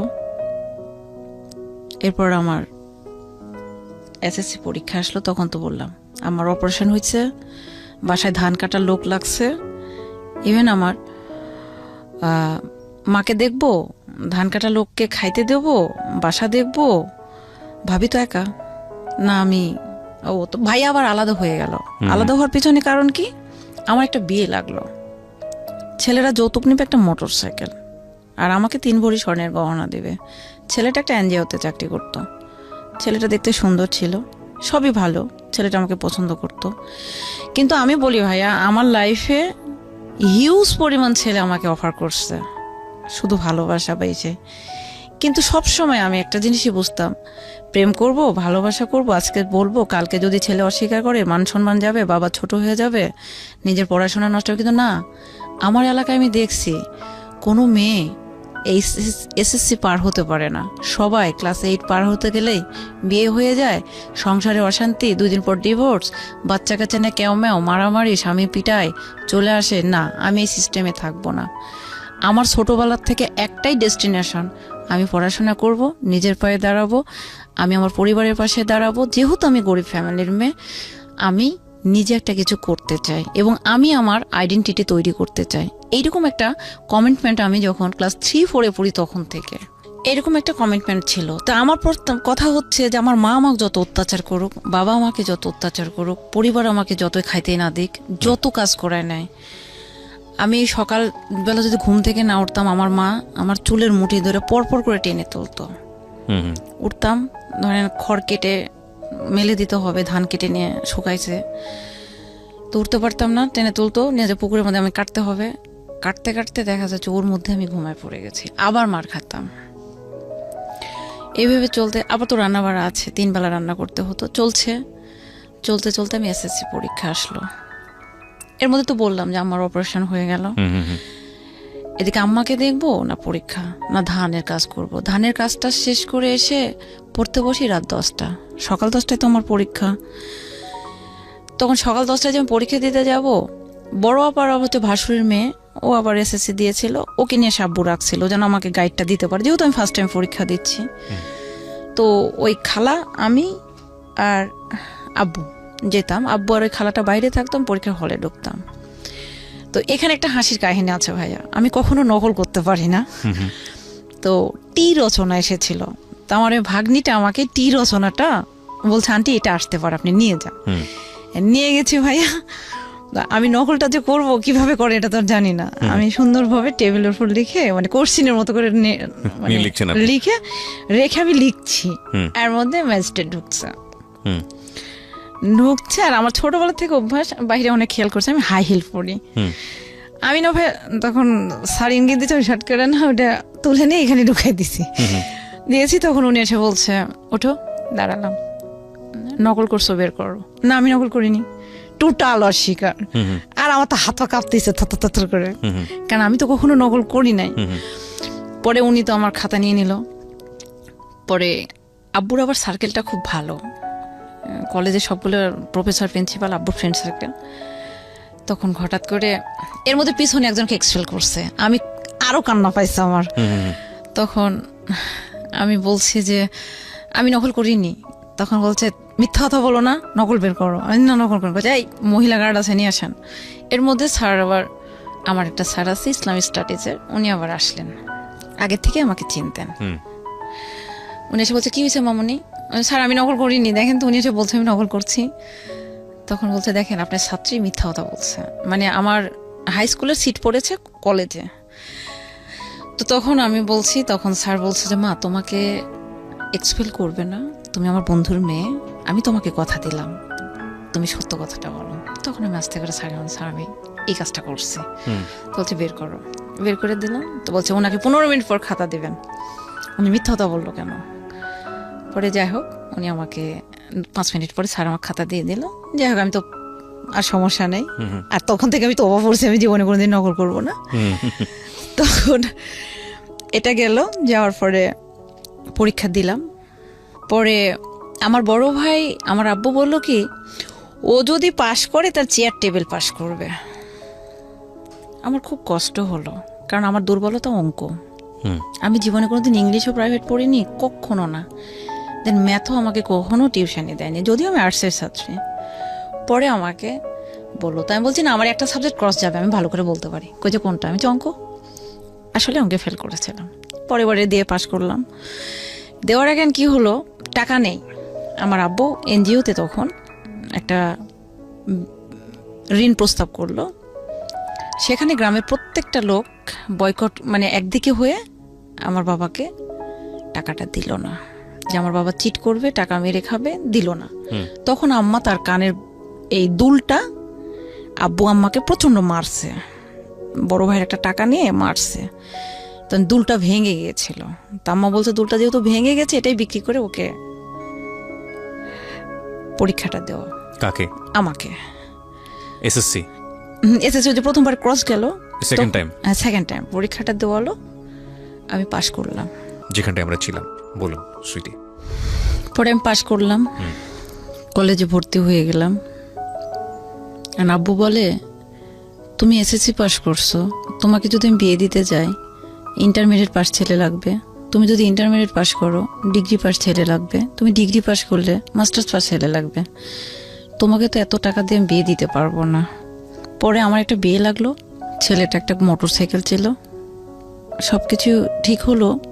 কিন্তু ছেলেটার কথা হচ্ছে, মানে আমার বাবার একটা মানুষে, মানে পারিপার্শ্বিকে যে লোকগুলো ছিল, আমি আপনাকে আগেই বলছি যে আমার গ্রামের 99% লোক একদিকে, আর আমরা শুধু ওই যে বলছি একা, শুধু আমরা একা। তো সবাই বললো যে ওর বাপ চিট, টাকা পয়সা দেবে না, আগে মোটর সাইকেলটা নাও, তারপরে বিয়ে পড়ো। ছেলে বলে, মোটর সাইকেলের চাবিটা আমার হাতে দিলে বিয়ে পড়বো। আপনার মতো ছেলেকে আমার প্রয়োজন নেই, আমি বিয়ে করব না, আপনি উঠেন চলে যান। যাই হোক, চলে গেল। তখন বড় ভাই আলাদা হয়ে গেল, যে আমাকে বিয়ে দিলে টাকা খরচ হবে, সে টাকা গ্যাপ পূরণ করতে তাকে পরিশ্রম করতে হবে। সো সে আলাদা হয়ে গেল। 2 বছর ছিল আলাদা। ভাবি কখনো আলাদা হয় নাই, উনি সব করতো আমাদের ফ্যামিলির। আমার ভাবিটা আমার মায়ের চাইতেও বেশি করেছে আমার জন্য। তখন পাস টাস হয়ে গেল, কলেজে ভর্তি হলাম। বাবা খুব প্রাউড ফিল করছে, এতদিন ধরে সে কখনো আমার পড়ার ব্যাপারে কোনো ইন্টারফেয়ার করে নাই, কিন্তু এখন সে খুব প্রাউড ফিল করছে যে আমি কলেজে ভর্তি হলাম। হওয়ার পর সে গভর্নিং বডিতে ইলেকশনে দাঁড়ালো, যেটা হচ্ছে অভিভাবক প্রতিনিধি। তো আগে যারা আছে তারা চ্যালেঞ্জ করে বলল যে তোর বাবাকে কখনোই হতে দেব না। তখন আমি ওখানে ওপেন ডিক্লার দিলাম, আমি সুইটি যদি বেঁচে থাকি, আমার বাবাকে আমি ফার্স্ট মেম্বার বানিয়ে ছাড়বো। চ্যালেঞ্জ থাকলো, তোর বাবারা 10 বছর 20 বছর ধরে এখানে মেম্বারই করছে, আমার বাবা ফার্স্ট আসছে, কিন্তু আমি তাকে ফার্স্ট মেম্বার বানাবো। বাজি থাকলো তোদের সাথে। আমি 750 স্টুডেন্টের বাসায় সাইকেল নিয়ে, ভ্যানে, হেঁটে আমি গেলাম, তাদেরকে কনভিন্স করলাম। ভোটে আমার বাবা ফার্স্ট মেম্বার হলো। বাবা খুব খুশি। খুশি হওয়ার পরে জীবনে ফার্স্ট আমার বাবা আমাকে একটা 3 পিস কিনে দিল। এই প্রথম জামা কাপড় দেয়নি তা বলবো না, কিন্তু আমি স্যালোয়ার পাইছি এসএসসি পাস করার পরে, স্কুল ড্রেস ছাড়া। এর মধ্যে 2003 সালে আমি এসএসসি পাস করলাম, 4-এ আমার অ্যাপেন্ডিসাইটিসের অপারেশন হলো। এর মধ্যে লোকজন তো আমার পিছনে লেগেই আছে সব সময় বাবাকে একটা কথা, এই মেয়েকে বিয়ে দিয়ে দেন, আপনার মেয়েকে কেন পড়াচ্ছেন, গরিবের ঘরে এত পড়াশোনা। আমার একটাই জিদ, না আমি পড়বো। ইন্টারমিডিয়েটে আসার পরে ভাইয়া গ্রামার কিনতে হবে, এবং সিন এবং আনসিন কম্প্রিহেনশনের জন্য যে গাইডগুলো ছিল এগুলো কিনতে হবে। আব্বুকে বারবার বলি, কলেজ থেকে চাপ দেয়। আমার লাকটা একদিক দিয়ে ভালো যে কলেজে আমি গভর্নিং বডির সদস্যের মেয়ে হিসাবে এবং ফার্স্ট মেম্বারের মেয়ে হিসেবে আমার কোনো খরচ লাগেনি। আমি ফুল ফি স্টুডেন্টশিপে পড়েছি। বই কিনবো আব্বুকে বলি, তখন হলো না। তো আমাদের পারিবারিক এক ডাক্তার, এক ভাই আছে ফুফাতো, ওনার কাছে আমি কান্না করতে লাগলাম, ভাইয়া জানেন আব্বু আমাকে আজও বই কিনে দিল না, সাড়ে খালি বকাবকি করতেছে। তো উনি আমার ক্লাস 6-7 থেকে ট্রিটমেন্ট করায়। তো বলছে যে আমার একটা ছেলে মানুষ হলো না, তুমি কিছু মনে করো না, তোমার বইগুলো আমি কিনে দিই। আমি বলছি এটা নিয়ে তো বাসায় কথা বলবে। পরে উনি আমাকে বইটা কিনে দিলেন। এই তোর হয় ওর কাজে রাত কাটাস, তাই তোকে বই কিনে দিয়েছে। আমি বলছি দেখো আমার বই লাগবে, উনি তোমার বড় ভাই, তোমাদের আত্মীয়, তো উনি আমাকে বই কিনে দিয়েছে আমাকে পড়ার জন্য, ওনার তো খারাপ উদ্দেশ্য নাই। তারপরে উনি আমাকে বই কিনে দিল, আমি পরীক্ষা দিলাম, ইন্টারমিডিয়েট পাসও করলাম। করার পরে আমার খুব স্বপ্ন ভাইয়া যে আমি বাহিরে থাকবো, পড়াশোনা করব। এখানে যখন ইন্টারমিডিয়েট আমি পরীক্ষা দিলাম, দেওয়ার পরে একটা ছেলে আমাদের ওইখানে একটা কোচিং সেন্টার গেল। আমার ছোটবেলা থেকে দুইটা স্বপ্ন ছিল।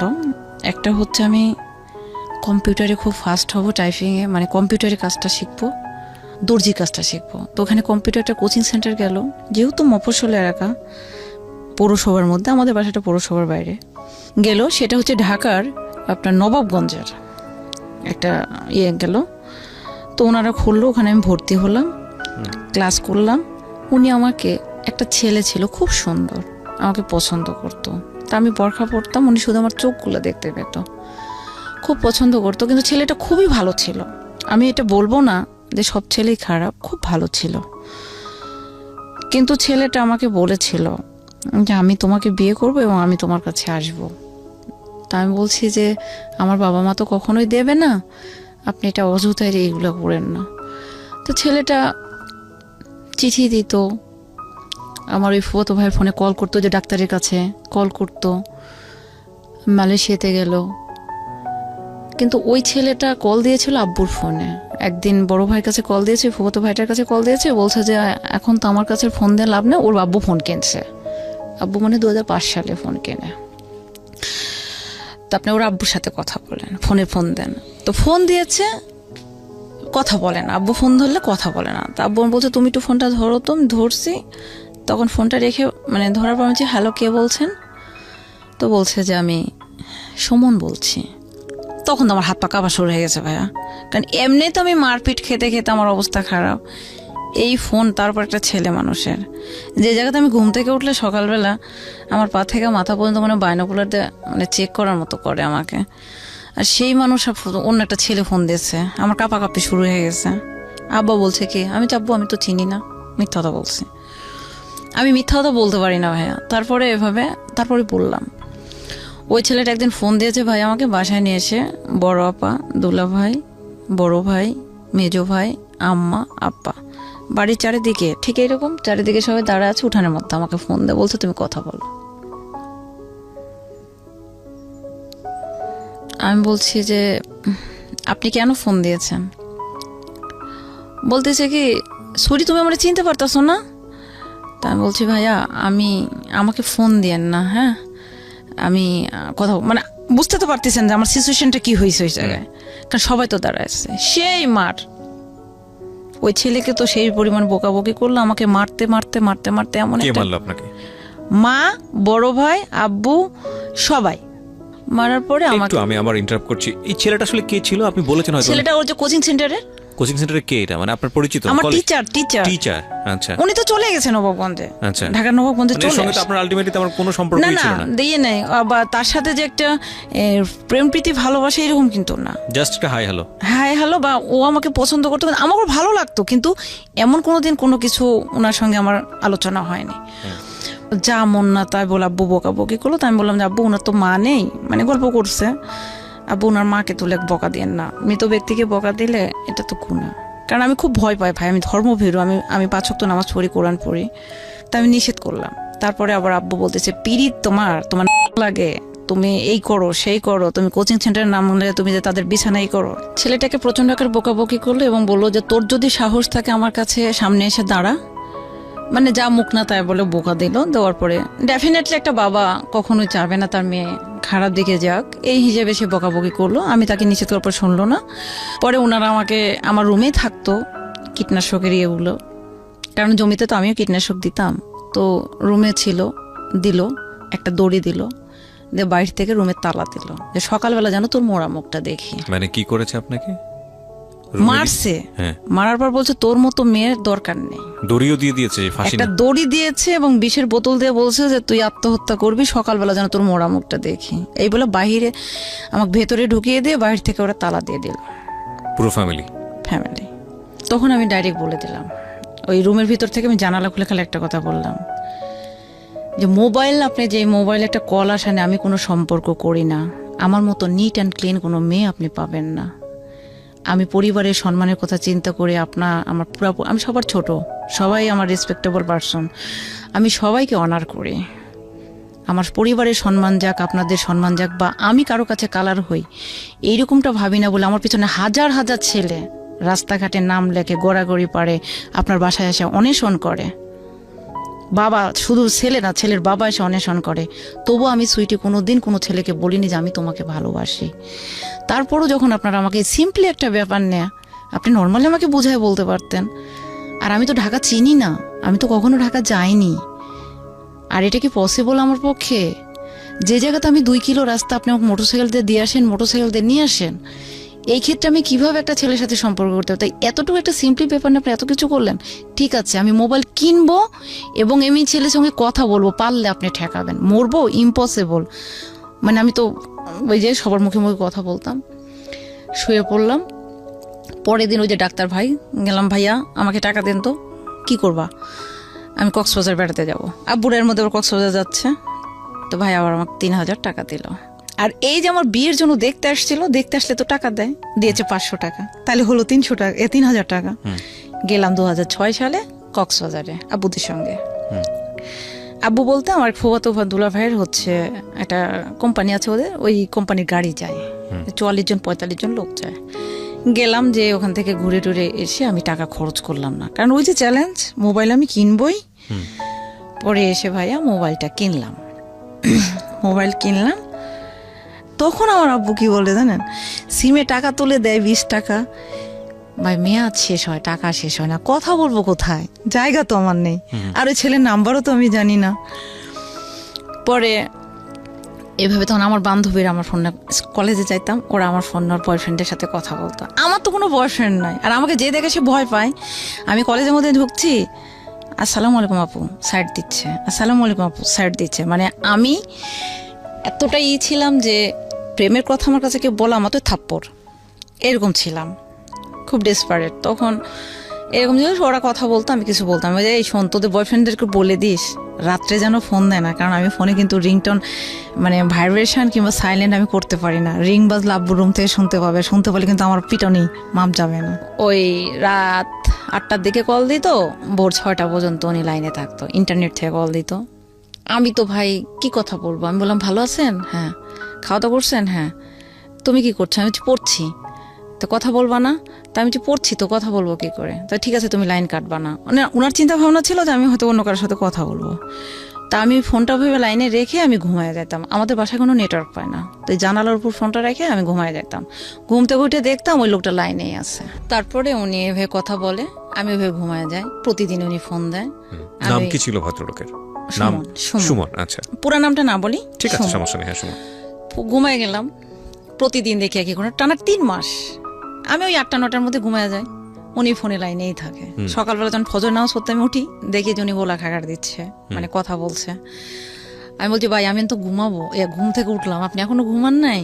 এই বলে আমি ফোনটা কেটে রেখে আমার ভাবি তখন এই যে বাথরুমে যেতে গেলে আমার রুমের সামনে যেতে হয়, কি ব্যাপার? আমি ভাবি আমি তো কথা বলি নাই। আমার ভাবি আমাকে কখনোই আজ পর্যন্ত একটা থাবরও সে মারে নাই আমারে, এবং বলেও না যে একটা লাঠি ভাঙে 2টা করো। তো যাই হোক, আমি উঠতাম, পড়াশোনা করতাম। কলেজ যাওয়ার সময় উনি কখনোই ফোন দিত না, উনি ফোনই দিত রাত্রে। 3 মাস পরে উনি চলে গেলেন মালয়েশিয়াতে। উনি বললেন যে আমি মালয়েশিয়া থেকে ফিরে তোমার কাছে আসবো। অনেক কসম, আমি এগুলো বিশ্বাস করি না। যাই হোক, আমি কোনো ছেলে মানুষকে কখনো বিশ্বাস করি না, নিজের বাবাকেও আমি বিশ্বাস করতে পারি নাই। আমি এতটাই মানে কষ্ট পাইছি সব জায়গায়। পরে ছেলেটা চলে গেল, কোনো যোগাযোগ নেই। এটা নিয়ে আমার কোনো হেডেকও নেই, কারণ আপনার ওই ফিলটাই ছিল না। না, আমার তো প্রেম বলে কিছুই নাই, আমার লাইফে প্রেম কিছু জিনিস আমি এটা বুঝিও নাই। চলে গেল উনি, দীর্ঘ গ্যাপ।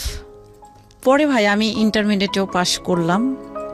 করার পরে আমার স্বপ্ন ভাই আমি অনার্সে পড়বো। রাজশাহী কলেজে আমি অ্যাডমিশন দিলাম। 2500 স্টুডেন্ট নেবে, আমি 2300 চলে আসলাম। কিন্তু ওনারা গাট করে একটা নিয়ম করে দিল যে 2000-এর বেশি নেবেন না। আমি ওখানে কেটে পড়লাম। আমার অ্যাডমিটটা ওইখানে একজন ব্ল্যাকমেল করলো, মানে যারা যে ব্যবসা করে, বোঝেন নাই? তখন তো রমরমা ব্যবসা ছিল স্টুডেন্ট ভর্তির।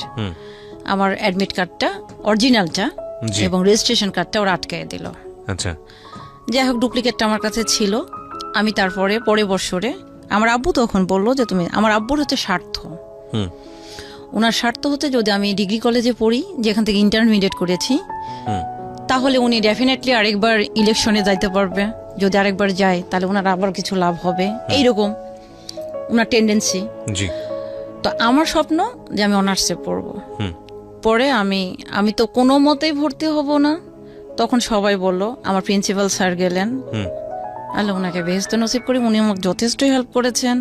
ওনার লেখা একটা বই আমার কাছে আছে। হুম আমার প্রিন্সিপাল এবং অল কলেজের যত টিচার ছিলেন সবাই আমার বাসায় গিয়েছে। হুম শুধু একটা কথাই, আব্বু বলছে যে ও ভর্তি হবে না, তোমরা সবাই যাও, ওকে রিকোয়েস্ট করো।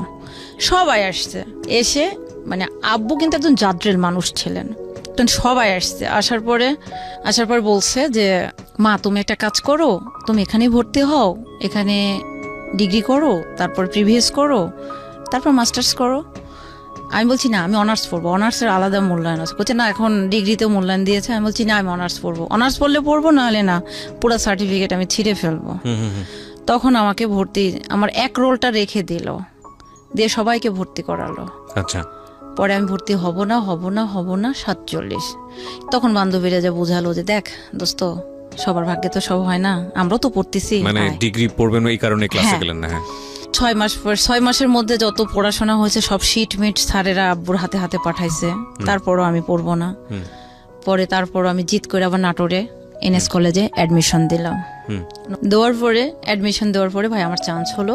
হুম আমার চয়েস দিল হচ্ছে ইকোনমিক্স, হুম দর্শন একটা, অর্থনীতি একটা, বাংলা, ইংলিশ। তা আমার চিন্তা ভাবনা ছিল যে আমি অর্থনীতি পড়বো। আমার অর্থনীতি স্যার আমাকে উৎসাহ দিল। আমার বাবার কথা, তুমি ইংলিশ পড়ো। আমি বলছি আব্বা, ইংলিশ হচ্ছে ফরেন ল্যাঙ্গুয়েজ, আমি কখনো করিনি, কিন্তু আমি নিজের থেকে যতটুকু করছি করে আসছি, বাট আমি ইংলিশটা পড়বো না। আমি আব্বা অর্থনীতিটা পড়ি, না হলে বাংলা পড়ি। না, বাংলার প্রফেসরদের ভাত হয় না, ইংলিশ পড়লে পড়ো, না হলে পড়ো না। পরে কি করব, তখন বলতেছে, তা আমি বলছি ঠিক আছে, আমি ইংলিশে পড়বো। তো নাটোর গুড়ের আড়তের সাথে আমার মামার বাসা, আম্মুর হচ্ছে মামাতো ভাইয়ের বাসা। মামানি তখন বলল, ও আমার বাসায় থাকবে, 2-3টা টিউশনি করবে, আর মাসে আপনি 1,000 টাকা দিতে পারবেন না ভাই, তাহলে মেয়েটা এখানে পড়ুক, চাল ডাল তো লাগছে না। আমার বাবার কথা 1,000 টাকাও দেব না। তখন বিশ্বাস করবেন না ভাইয়া, যে স্বপ্ন ভাঙলে কেমন লাগে সেদিন আমি দেখছি। প্রচন্ড কান্না, আমাকে ভর্তি করালো না। তখন আমি ডিগ্রি পড়লাম। ডিগ্রি পড়তে পড়তে ভাইয়া, ডিগ্রি ফার্স্ট ইয়ার পরীক্ষার পরে আমার বড় দুলা ভাইয়ের সাথে একটা লোক বিজনেস করতেন, দাড়ি, 32 এজ, কালো মোটা, বিজনেস করতেন, আলুর প্রজেক্ট করতেন, যেটা আমাদের থানার পাশে। এই লোকটার সাথে তখন আমাদের পরিচয় হলো, আমাদের বাসায় আসলো। এসে উনি আজান দেয়, নামাজ পড়ে, কোরআন পড়ে, এবং আমি তো দেখতেছি না যে বরখা টরখা পড়ি আমি কারোর সাথে। আর আমার ফোন নাম্বার তো কারো কাছে না, শুধু আমার পরিবারের লোকজনের কাছে আর আমার স্যারদের কাছে ছিল। আমার আব্বু প্রত্যেকটা ক্লাসে আমাকে ফোন দিত যে আমি ক্লাসে আছি কিনা। আমি ফোন না ধরলে স্যারকে ফোন দিত যে পাগলি কি ক্লাসে আছে। কলেজে প্রত্যেকটা স্যার আমাকে পাগলি ডাকতো, মানে খুব দুষ্টু। সাইকেল নিয়ে চলে যেতাম কলেজের মধ্যে, স্যারের সাইকেল নিয়ে চলে গেছি, স্যারের মোটর সাইকেল নিয়ে চলে গেছি, এরকম। আর আব্বু একটা কাজ করতো, 2টা রেস্টুরেন্ট ঠিক করে দিয়েছিল। একটা হচ্ছে আমি একটা কোচিং করতাম ওইখানে খাওয়ার জন্য, আর একটা হচ্ছে ওইখানে যদি খাওয়া দাওয়া না করতে পারি তাহলে যেন এসে কলেজের গেটে একটা হিন্দু মামা ছিল, ওখানে। তো বান্ধবীদের না খাইতাম, এসে বলতাম আব্বু এত টাকা বিল হয়েছে। তো আব্বু আমাকে 10 টাকা দিলে আম্মু শুধু ঝগড়া করতো, তুমি ওকে টাকা দাও কেন। মানে আম্মা সবসময় কেমন যেন, আমি সবসময় বলতাম আম্মা তুমি কি আমার নিজের মা, আর মারতো। তো এইভাবে যখন চলতে চলতে তখন আমি পাশ করলাম, তখন আমি ভর্তি হলাম। তখন আমার বড় দুলা ভাই বলল যে ভাই ওর নাম্বার তো আমার নাম্বারটা চাইলো ওই লোকটা, দুলা ভাইয়ের যে ফ্রেন্ড যে বিজনেস করে। তো বলছে ভাই ওর নাম্বারটা তো কাউকে দেওয়া হয় না, আমি নিজেও জানি না ওর নাম্বার, আব্বু কিন্তু ওকে মারবে, নাম্বার টাম্বার দেওয়া যাবে না। যাই হোক দুলা ভাই বলতেছে আরে লোকটা তো নামাজি, নাম্বারটা দাও। উনি তো আমার ফোন দিত, কেমন আছেন আপু, এসে উনি আমার বিয়ে লাগালো, বিয়ে ভেঙে গেল, এই যে দাঁতটা উঁচু, তাই বিয়ে ভেঙে গেল। যাই হোক লোকটা চলে গেল, ওই লোকটা ফোন টোন দিত।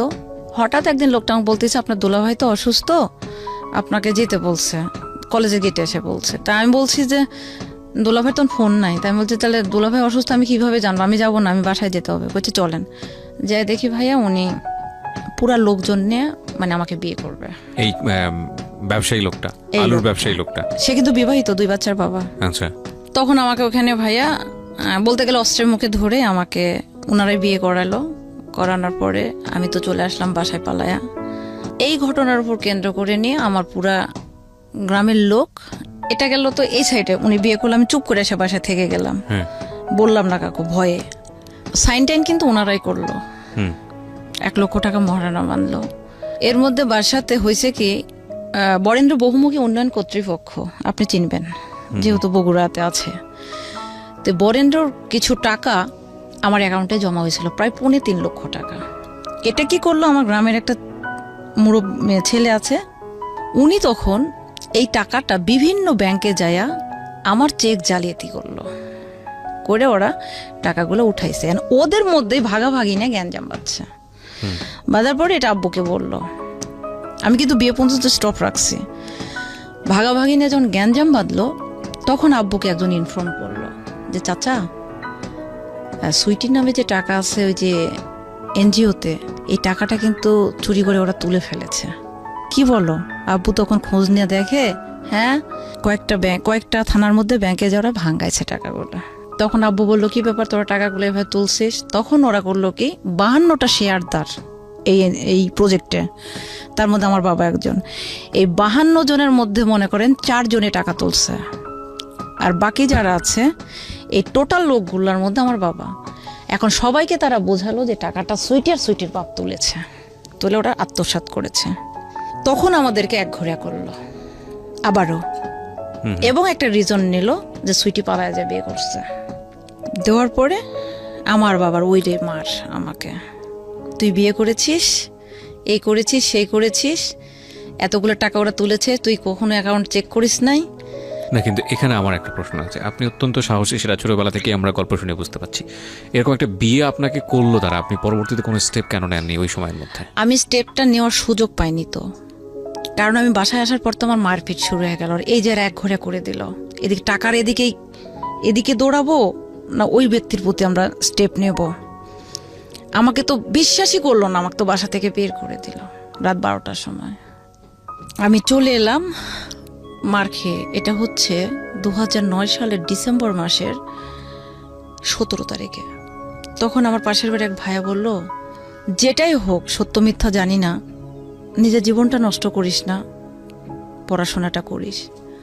আমার মা আমাকে বাধা দিল, কিন্তু আমার দুই ভাইকে আমি পিটায় কপালটা ফাটাইছিলাম দুজনারই, ইট দিয়ে বাড়ি দেয়া।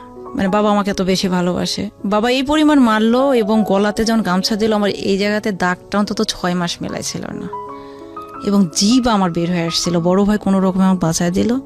পরে 6টা 3 পিস, একটা সাইড ব্যাগ, ঠিক এতটুকু একটা ছোট সাইড ব্যাগ, আর 14টা বই নিয়ে আমি বাসা থেকে বের হয়ে চলে গেলাম। কোথায় গেলাম? খালার বাসায়, মেজো খালার বাসায়। 23 দিন থাকলাম। আমার খালু একটা মেয়ের সাথে অকারেন্স করার ফলে আমার খালাতো ভাই ধরছে, যার ফলে রাগ আছে, আমার সাথে আর কথা বললো না। 23 দিন থাকলাম, 23টা কথা বললো না। আমার খালাতো বোন, যাকে আমি কোলে পিঠে করে মানুষ করলাম, সে আমাকে বলে কি, এত ভালো হলে বাবার বাড়ির জায়গা হয় না। আর আমার খালাতো ভাই, যে কোনোদিন আমার চোখের উপর চোখ তুলে একটা কথা বলেনি, সে আবার বলতেছে যে যত সব জঙ্গল এসে আমাদের বাসায় জমে। 23 দিন আমার লাইফে ভাই, এই পর্যন্ত আমি 23 দিনের মধ্যে 22 দিন প্রাইভেট পড়ছিলাম এক বড় ভাইয়ের কাছে, আমার ভাবির বাবার বাসার সাথে বাসা। খালার বাসা থেকে কিন্তু সবাই বলে, কি রে তোর বাসা এখানে, তুই এখানে প্রাইভেট পড়তে আসিস, তুই উল্টা মুখে আসিস কেন? আমি বলছি, আরে বাসায় একটু ঝামেলা, আমি ওখান থেকে আসি, বলি না কাউরে। এদিকে কলেজ, স্কুল, বন্ধু বান্ধব সবাই আমাকে সিসি। আমি বাসায় ঢুকলে আমার বাবা থুথু ফেলে, আমার মেজো ভাই থুথু ফেলে। তো ওই লোকটার কি হলো, যাকে বিয়ে করলেন? লোকটাকে নারী ও শিশু নির্যাতনের কেস দেওয়া হলো ওই সময়। হ্যাঁ, লোকটা 2 বছরের কারাদণ্ড হলো। পরে যাই হোক আপিল করে বের হয়ে আসছে। তারপরে আমি 23 দিন ওখানে পড়ার পরে চলে আসলাম ওই ভাইয়াকে টাকা টুকি দিয়ে। আমাকে তো তখন উনি বললো, মানে সবাই আমাকে দেখে সিসি পুরো এলাকায়, কারণ আমার বাবাকে এক নামে সবাই চিনে, সাথে আমাকেও চিনে, যে মেয়েটা সাইকেল চালায়, মেয়েটা তো ভালো, মেয়েটা পড়াশোনা ভালো। সবাই আমার 5 ফিট 4 ইঞ্চি হাইট, ওজন 48-50, যে দেখে সেই মনে করেন সেই রকম প্রস্তাব করে বা কথাবার্তা, এবং বাজে বাজে কমান্ড আসে। তো যাই হোক, এগুলো আমি ডাজেন্ট ম্যাটার, কখনো মাথার মধ্যে নিতাম না। আমি তখন 23 দিন থাকার পরে, এর মধ্যে ভাইয়া আব্বু ফোন দিল না, ভাইয়া ফোন দিল না, মা ফোন দিল না, আমার খালা আমাকে জড়া জড়া কান্না করে বলে, মা তোর বাবা তো আমাকে এখানে বিষ খাওয়ার জন্য বিয়ে দিয়েছে, তোকেও তো আমি রাখতে পারতেছি না, তুই চলে যা গার্মেন্টসে। পরে আমি 500 টাকা এক জায়গা থেকে ধার নিলাম, নিয়ে আমি 250 টাকা দিয়ে টিকিট করলাম, করে আমি ঢাকায় আসলাম। আমার এক বান্ধবী ছিল যে গার্মেন্টসে চাকরি করতো, ওরে আমি ফোন দিয়ে বললাম যে আমি কি এইরকমই জীবনযাপন করব না আত্মহত্যা করব। তখন ও আমাকে বলল, আমি বেঁচে আছি, তুই চলে আয়। আমি গাজীপুরে চলে আসলাম, ফোনে ইনস্ট্রাকশন দিল। আমি প্রথমে সে নামলাম আপনার চৌরাস্তা চন্দ্রাতে, তারপরে চৌরাস্তা, তারপরে হুতাপাড়া, তারপরে সেই নুহাসপল্লির কাছে। আমি ওখানে যা 5 দিন থাকলাম। একটা বেডটাতে খুব সুন্দরভাবে 2 জন শোয়া যাবে, সেটা 5 জন, 4টা গার্মেন্টসের মেয়ে, একটা লেফ, একজন শুলে মানে যদি টান দেয় তাহলে ওর গায়ে কিছু থাকে না, আর ওই মাথাতে যদি এই মাথা ঘোরে তাহলে ওর গায়ে কিছু থাকে না। তার মানে আপনি সত্যি সত্যি গার্মেন্টসে আসলেন? আমি গার্মেন্টসে এলাম।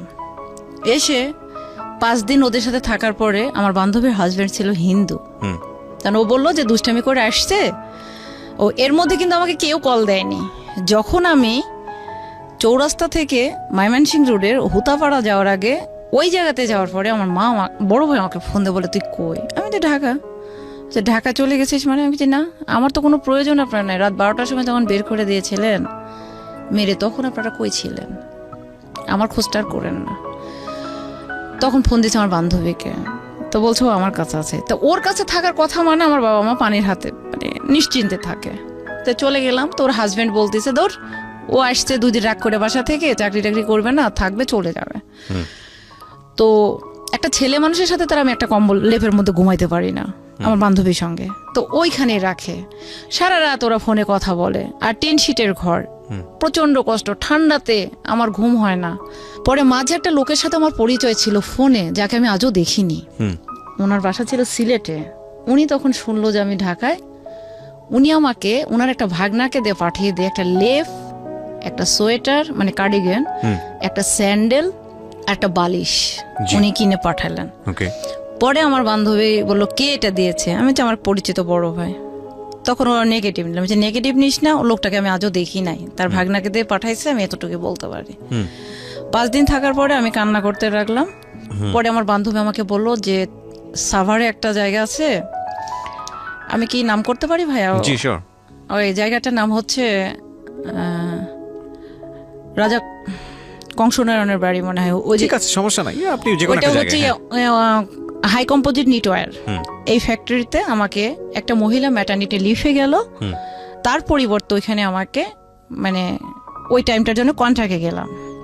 তো আমার একটা স্যালারি ধরলো 7,000 8,000, আর যদি শুক্রবারে যাই তাহলে 500 টাকা। আমি যদি ভুল না করে থাকি, বিষয়টা এরকম দাঁড়াচ্ছে যে আপনি সত্যি সত্যি গার্মেন্টসে আপনি জয়েন করলেন। আমি গার্মেন্টসে গেলাম, এবং তখন হচ্ছে আপনি ডিগ্রিতে পড়ছিলেন, পড়াশোনা ব্রেক। ফার্স্ট ইয়ার কিন্তু পড়ছি, পড়াশোনাটা ব্রেক হয়ে গেল ওই কলেজে, যে কলেজে আপনি পড়তেছিলেন। না, আমি ব্রেক কিন্তু হয়নি, পড়াশোনাটা আমার ওইখানে ফার্স্ট ইয়ার আমি পরীক্ষা দিয়েছি ডিগ্রি। উনি কিন্তু অলরেডি হাজতে, আর এই যে আমার যে জালিয়াতি করলো মহিলা, ওনারা দুজনে কিন্তু হাজতে। কোন মানে যে আপনার টাকা ব্যাংক জালিয়াতি করলো, 2 জন মহিলাও মহিলা না, হাজব্যান্ড ওয়াইফ দুজনেই। আচ্ছা, তারপরে কিন্তু আমি ঢাকায় চলে আসলাম। তার মানে বিষয়টা দাঁড়াচ্ছে যে আপনার অ্যাকাউন্ট থেকে যারা চেক জালিয়াতি করেছে তাদেরকেও আপনি হাজতে ভরেছেন। এবং আরেকটা বিষয় হচ্ছে যে আপনার সঙ্গে যে চিট করলো, আমাকে হচ্ছে নারী ও শিশু নির্যাতনের মামলাতে, সেও হাজতে আপনার মানে জোর করে যে বিবাহ করলো, সেও তখন হাজতে, এবং f্যামিলি থেকে আপনাকে বের করে দেওয়া হলো। আপনি যেটা করলেন, পয়সা টয়সা কিচ্ছু নাই হাতে, জাস্ট 500 টাকা ধার করে নিলাম, একজন ধার করে নিয়ে 23 দিন হচ্ছে খালার বাসায় থাকলেন কোনো রকম। তারপরে ওখান থেকে যখন দেখলেন যে না, আপনার খালা আপনাকে রিকোয়েস্ট করছে চলে যাওয়ার জন্য, তখন আপনি সত্যি সত্যিই গার্মেন্টস এসে চাকরি করা শুরু করলেন। এবং ওই মোমেন্টে আপনি হচ্ছে কোন কলেজের স্টুডেন্ট? আমি তাহিরপুর ডিগ্রি কলেজ। এটা কোথায়? ময়মনসিংহে না, এটা কোথায়? রাজশাহীতে। রাজশাহীতে, মানে রাজশাহী মানে আমার বাগমারার থানার মধ্যে, মানে আমি যেখানে ইন্টারমিডিয়েট করেছি সেখানে। ওকে, তারপর আমি চলে এলাম। এসে আমার বান্ধবী তখন আমাকে এখানে কন্ট্রাক্টে দিয়ে দিল। আমাকে থাকতে হলো একটা খ্রিস্টানের বাসায়। এক বড় ভাই, উনি হচ্ছে পাবনার ম্যানেজার, উনার সঙ্গে একটা রুমে আমাকে শুইতে হবে। How can is it possible? আমি তো একটা মেয়ে, উনি একটা ম্যারিড পারসন, ওনার ওয়াইফ গেছে, বেবি হবে, চলে গেছে, আমি কিভাবে ওনার সঙ্গে শোবো? আমি তো আর এটা জানি না। অফিস টাইম শেষ করে এসে দেখে ওনার সাথে আমাকে ঘুমাইতে হবে। আমি বলছি, ভাই এটা সম্ভব না আমার। কই সমস্যা নাই, আপনি আমার ছোট বোনের মতো, আপনি খাটে ঘুমান, আমি নিচে ঘুমাচ্ছি। আমার চোখটা ধরছে, আমি দেখি উনি আমার পাশে লেপের মধ্যে। ও পরে আমি লাফ দিয়ে উঠলাম, কি ব্যাপার ভাই, আপনি এখানে কেন? বলছে যে আমার ঠান্ডা লাগছে। আমি ঠান্ডা লাগছে, তাহলে আমি নিচে যাই। কয় না। উনি অনেক চেষ্টা করলো, আমি শুধু একটা কথা বলছি, আল্লাহ মাফ করুন, ওই সময় আমার ফিজিক্যালি প্রবলেম ছিল, যেটা আপনি বুঝতে পারছেন। পরে উনি আমাকে শুধু একটা কথাই বললো যে তুমি আসলেই ভালো। তেমন যে ভাই শোনেন, আমি গার্মেন্টসে চাকরি করতে আসছি এটা ঠিক, কিন্তু আমি এই লেভেলের মেয়ে না। আমি পরিস্থিতির শিকার হয়ে এখানে আসছি, টাকার জন্য কিন্তু আমি চাকরি করতে আসিনি। পরিবেশ পরিস্থিতির উপর ডিপেন্ড করে আমি চলে আসছি। চলে এলাম, তখন যাই হোক উনি আমাকে কিছু করলো না, অনেক চেষ্টা করছে কিন্তু পারে নাই। পরের দিন আমি বললাম ভাই আপনি আমার জন্য বাসা দেখেন। পরে হিন্দু একটা মেয়ের সঙ্গে আমার একটা রুম দেখে দিল। পরে উনি আমার সাথে মিসবিহেভ করতে শুরু করলো। উনি ওই লোকটা অফিসে, আচ্ছা, কারণ উনি বস ছিল আপনার? হ্যাঁ, ওনারই রেফারেন্সে আমি গিয়েছি। উনি আমাকে ওখানে পরিচয় দিয়েছে যে রোজি আপা চলে গেছে, সুইটি আসছে, সুইটি আমার বিয়ান লাগে, আমি এখানে নিয়ে আসছি। তো একটা লোকের বাসা আমাকে দিল। ওনার চরিত্রটাও ভালো না। ওনার ওয়াইফটা যথেষ্ট ভদ্র মহিলা, আমি মিথ্যা কথা বলবো না। ওনার বাসায় আমি 9 দিন ছিলাম। উনি আমাকে 3 বেলা রেডিমেড খাবার পেয়েছি। ওনার একটা অ্যাবনর্মাল ছেলে ছিল, আমি সাইকেল চালানো শেখাতাম, আমার সাথে ঘুমাইতো। তো ওনার চরিত্র ভালো না। PM, APM, manager, all everything আমার পিছনে এমনভাবে লেগে গেল। আমি বোরকা পরতাম, কালো ওড়না পরতাম মাথায়, মানে মনে হচ্ছে যে আমাকে মৌমাছি চাকের মতো খেয়ে ফেলবে। তখন আমি আমার বান্ধবীকে বললাম যে আমি এখানে থাকতে পারবো না। কই আমি এখনো মরি নাই, তুই এক্ষুনি চাকরি ছাড়। এর মধ্যে কিন্তু অলরেডি আমাকে এই 9 দিনের পরে কিন্তু আমাকে দিয়ে দিয়েছে। তাহলে 1 দিন এখানে গেল, 9 দিন এখানে গেল, তাহলে 10 দিন। 5 দিন গেলাম আমি নন্দিনী নামের একটা মেয়ের কাছে, হিন্দু, যে ও গোশ খায় না, আমিও গোশ খাই না, ও ডিম ভক্ত, আমিও ডিম ভক্ত, সমান হয়ে গেল। বাজারও করলাম, আমি তো বাজারও করতে পারতাম না। আমি যা বলি ডিমের কেজি কত, তো বলে যে ডিমের তো কেজি হয় না, এটা আলিভাও হয়। তো যাই হোক এভাবে নিলাম। নেওয়ার পরে তেল সব কিনলাম, বাজার সদা করলাম। করার পরে আমি অফিসে মানে কেমন যেন একটা ভারী ভারী ভাব আমার। কিন্তু ওই গার্মেন্টসে যেই না, আমি কিন্তু আমার বান্ধবীকে বলেছিলাম আমার পায়ের স্যান্ডেলটা যেন খুলতে না হয়, তার মানে আমি যেন লেবার কোয়ালিটিতে না যাই। আমাকে যেহেতু দিল, আমি নার্সিং এ ছিলাম, আমার কাজ ছিল ছোট্ট একটা রুম ছিল, যেরকম একটা রুম ছিল, গ্লাস লাগানো চারিদিকে। আমি শুধু যার যেটা হতো, আমি আসলে ফ্যামিলি প্ল্যানিং এ কাজ করেছিলাম হেলথের। এই ক্ষেত্রে কিছু ট্যাবলেট দেওয়া লাগতো, প্রেশার মাপা লাগতো, ওই গার্মেন্টসের তাপমাত্রাগুলো আমাকে এন্ট্রি করতে হতো, জাস্ট এই কাজগুলো ছিল আমার।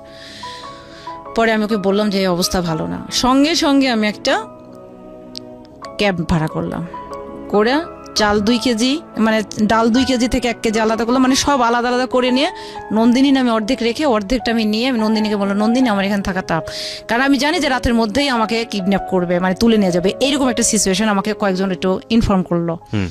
সঙ্গে সঙ্গে আমি চলে গেলাম আদাবরে আমার বান্ধবীর কাছে। আদাবরে যাওয়ার পরে তখন আমি যখন গার্মেন্টসে এখানে যখন ঢুকলাম, তখন একটা কিউসি একটা ছেলে পাবনার আমাকে পছন্দ করতে লাগলো। বলতে শুরু করলো যে মেসেজ দিত যে তোমার বডি স্ট্রাকচারটা অনেক সুন্দর, কিন্তু তোমার চেহারা যেমনই হোক যে কোনো ছেলেকে অ্যাট্রাক্ট করতে পারে। তা আমি বলছি যে এটা আমি জানি, এটা আপনাকে বলতে হবে না, আর এটা নিয়ে কোনো মাথা ঘামানোর দরকার নেই। এই বলে আমি চলে আসলাম। ওই ছেলেটা আমাকে রিয়েল পছন্দ করতো। পরে ছেলেটা আমাকে এসে পরে আমি বললাম, আমার ফোন দিল কোথায়, আমি বললাম আমি আমার বান্ধবীর বাসা চাকরি ছেড়ে চলে এসেছি। তারপর ছেলেটা আমার সাথে দেখা করলো। এই ছেলেটা কিন্তু আমাকে আরেকটা বই কিনে দিল, মানে আমার একটা বই লাগতো। তখন আমার এই বাড়িয়ালি তখন কি করলো, আমার বান্ধবী তখন অফিসে, তখন সে বললো কি তুমি তো সুইটিকে নিয়ে এসে রাখছো, সুইটি তো ভালো মেয়ে না, এই সে হাবি যাবে। তখন আমার বান্ধবী আমাকে বলতেছে যে আমি আইসা যেন তোরে না দেখি অফিসে বাসায়, এইরকম একটা মানে আমাকে বললো। তখন আমি সঙ্গে সঙ্গে তাও বাসা ছাড়লাম না ছেড়ে আমি থাকলাম। পরে শাকিলকে ফোন দিলাম যে ভাই তুই আমার এখন একটা ব্যবস্থা নেই, আমার এখন আর থাকার কোনো জায়গা নেই। তখন বললো প্লিজ তুই একটু কর। তখন আমি ওই ছেলেটার নাম আমি নেভি, তখন আমি নেভিকে বললাম নেভি যে কোনো মূল্যে তুমি আজকে রাতটা আমাকে কোথাও রাখতে পারবা? আমি তখন ভয় আর মাথার মধ্যে কাজ করলো না ভাইয়া, কারণ যেহেতু আমার বান্ধবী আমাকে বের করে দিল ওই বরিশালের মহিলার কথার উপর ডিপেন্ড করে। কারণ ও কিন্তু আমার একটা বই কিনে দিয়ে বলো ফার্ম গেটে এই যে ইতে একটা তোফাজ্জল বুক হাউজে বইটা কিনে দেওয়ার পরে আমাকে বললো যে তুমি বই নেওয়া বাসা। ছেলেটা খুবই ভালো, তখন আমাকে নিয়ে গেল। যে তখন আমি বললাম যে দেখো তুমি আমাকে আজকে রাতে যে কোনো মূল্যে তোমার কাছে আমার কাছে মানে একটা জায়গাতে রাখতেই হবে। তখন সে করলো কি, যে বাসাতে সে পেইং গেস্ট হিসেবে ছিল, সে ভাবিকে বললো, ভাবি কিছু মনে না করলে আমার একটা ফ্রেন্ড আছে, ওকে একটা রাত রাখতে হবে। কোনো সমস্যা নেই ভাই, তাহলে আপনার ভাই আপনার কাছে শোবে নি, ও আমার কাছে থাকবে। থাকলাম। আমি শাকিলকে বললাম, শাকিল 24 ঘন্টার মধ্যে আমি হোস্টেল চাই। শাকিল তখন মণিপুরি পাড়ায় বিখ্যাত একটা হোস্টেল, নাম না বলি, হোস্টেলটাতে ও আমার ছিট দিল, 4700 টাকা দাম উঠাই দিল। শেষ, শাকিলের দায়িত্ব শেষ। ওঠানোর পরে তখন আমি রাজশাহীর একটা পরিচিত আঙ্কেল ছিল, ওনাকে আমি ফোন দিলাম যে আঙ্কেল আমি তো ঢাকায়, আমার একটা জবের দরকার। তখন উনি আমাকে পাঠাইলো ফৌজদার ফ্যাশন ওয়্যার, নাহার প্লাজা, আপনার ইস্টার্ন প্লাজার অপোজিটে। আমি গেলাম ইন্টারভিউ দিতে। আমি তো কিছু চিনি না। শাকিল ওর এলাকার, শাকিলের বাসা ছিল কিশোরগঞ্জে, ওর এলাকার একটা ছেলেকে বললো তুই যা তো সুইটিকে একটা ইন্টারভিউ দিয়ে। গেলাম, ইন্টারভিউ দিয়ে আসার পর চাকরিটা হয়ে গেল। ওনারা আমাকে রিসেপশনের কথা বলে পরে আমাকে সেলস অ্যান্ড মার্কেটিংয়ে দিল। মিরপুর 10, 14, আপনার হচ্ছে Dhanmondi, Mohammadpur, Nurjahan road, Jahangir road, Aurangzeb road, Gulshan, Banani, সব জায়গাতে আমাকে মার্কেটিং করতে হতো। স্যালারি ধরলো 5,500 টাকা। সকালবেলা ঘুম থেকে করতাম, ফজরের নামাজ পড়তাম, বুয়া শুধু ভাত দিত, তরকারি রান্না করতাম, গোসল করতাম, খাইতাম, রেডি হইতাম, চলে যেতাম অফিসে। অফিস শেষ করতাম, বাসায় আসতাম, ড্রেস চেঞ্জ করতাম, কম্পিউটার কোচিংয়ে যেতাম, কোচিং শেষ করতাম, বাসায় আসতাম, পড়তাম। পরীক্ষা পাচ্ছে, সরাসরি স্যারকে বলতাম স্যার আমার পরীক্ষা পাচ্ছে। কোথায়? আমার রাজশাহীতে। তখন এখান থেকে সরাসরি অফিস শেষ করে রাত 12টার গাড়িতে হানিফের কাউন্টারে একটা বড় ভাই আছে, ওনাকে বলা ছিল ভাইয়া ফোন দিলাম, ভাইয়া একটা টিকিট লাগবে। কয়টায়? 12টায়। 12টা টিকিট করে রাখলো, সোজা চলে গেলাম কাউন্টারে গিয়ে উঠলাম। ভোর 4:30 5টায় আমাকে পুঠিয়াতে নামিয়ে দিল, আমার বাসা থেকে 20 কিলো দূরে। 5টার সময় যাওয়ার দিন দুপুরে আমার এখানে চিন্তায় হয়। ওখানে বসে থেকে 6 কাপ 7 কাপ চা, আমি যদিও চা খাই না, খেতাম ঘুমটা তাড়ানোর জন্য, টাইম কাটানোর জন্য। তারপর ওখানকার সবাই আমাকে চেনে। তারপর অটো ঠিক করে দিত, বাসায় যেতাম, বাসায় যে একটা ঘুম দিতাম, গোসল দিয়ে ঘুম থেকে উঠে পড়তে বসতাম, সারা রাত পড়তাম, সকালবেলা পরীক্ষা দিয়ে আবার ঢাকায় চলে আসতাম। এইভাবে আমি পরীক্ষা দিলাম। দেওয়ার পরে আমি হায়ার সেকেন্ড ক্লাস পেলাম 675 নাম্বার নিয়ে ডিগ্রিতে। 2010 সালে, যেহেতু তত্ত্বাবধায়ক সরকার উঠছিল, আমি সেশন জোটে পড়েছিলাম। 2010 সালে আমার রেজাল্ট হলো 8-এর জায়গায় 10। পরে হোস্টেলে কিছু বড় আপু থাকার পরে এভাবে চলতে আমি স্ট্রাগল করতেছি। এরপর বাবা মা কোনোদিন পরীক্ষার হলে ঢুকছে জিজ্ঞেসও করে নাই যে তুমি কি পরীক্ষা হচ্ছে। আমি পরীক্ষার হল থেকে বেরিয়ে বলতাম আজকে আমার পরীক্ষা ছিল। পরীক্ষা কিসের পরীক্ষা দাও তুমি কেন যোগাযোগ করো আমাদের সাথে? 6 মাস বাসায় গেলাম না। এই বাইরে কাজ করতেন গার্মেন্টসে? গার্মেন্টসে না, তখন তো এখানে যে চাকরি করতাম। আচ্ছা, মানে যা কখনো করেছেন যেখানে যা পারছি ভাইয়া। পেয়েছেন? আমি ঢাকায় স্টক এক্সচেঞ্জে কম্পিউটারে কাজ করেছি ভাইয়া, ফাইলগুলো ফুট আপ দেওয়া লাগতো, সেটা করছি। আমি যখন যেখানে চাকরি পাইছি টিউশনই করছি। মানে বাড়ি থেকেও চাচ্ছিল না আপনি বাড়িতে ফেরেন? না। ইভেন আরেকটা কথা বলতো, আমার বাসা থেকে তো কখনো আমাকে টাকা দেয়নি পড়ার জন্য, দেয়নি। পরে আমি এখন হোস্টেলে উঠলাম। এর মধ্যে 2010 সালে 11 সালের আমি একটা জব নিল। উনি এখন জার্মানিতে আছে, উনি আমাকে জার্মানিতে নিতে চাইছে, কিন্তু আমি যাব না, ওনারা প্রফেশনাল। যাই হোক, আমাকে নিতে চাইলো। আমি মিরপুরে একটা জিকু নন জিএমও ফুড কোম্পানিতে আমি চাকরি নিলাম অ্যাকাউন্টস অফিসার হিসেবে। এই লোকটা আমাকে আটকায় দিল, বিয়ে করবে আমাকে আটকায় দিল। 1 মাস জব না করতে উনি আমাকে আটকায় দিল, আজকে আপনাকে বিয়ে করা হবে, আপনি যাইতে পারবেন না। তাই আমি বলছি আল্লাহ, তখন আমি বুদ্ধি করলাম, আমি বলছি আল্লাহ এইভাবে বিয়ে হয়? মানে ও আলটিমেটলি আপনার ব্যাকগ্রাউন্ডটা জানতো, নইলে তো এই সাহসটা পাওয়ার কথা না। হ্যাঁ, ব্যাকগ্রাউন্ড মানে আপু বলে দিয়েছে, কারণ হোস্টেলে বড় আপু যাকে মানি তাকে তো অবশ্যই অনেক কিছু বলতে হয়েছে। উনি আমাকে বিয়ে করবে, তখন আমি বললাম যে ঠিক আছে, বিয়ে যখন করবেন তাহলে এইভাবে কি বিয়ে করলে হয়, চলেন আমরা যাই। তখন আমি ব্রেন খাটালাম, আমরা সবাই মিলে 2 জন মিলে যাইয়া কেনাকাটা করে ভালো করে একটা কমিউনিটি সেন্টারে বিয়ে করব। এই বলে ওনাকে আমি একটা পাম দিলাম, দিয়ে বের হলাম।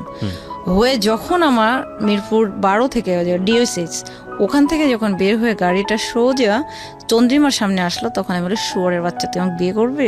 তোর বিয়ে এখন ঢুকাবো আমি। এই বলে থাপ্পড় একটা মারি আমি চলে আসছি।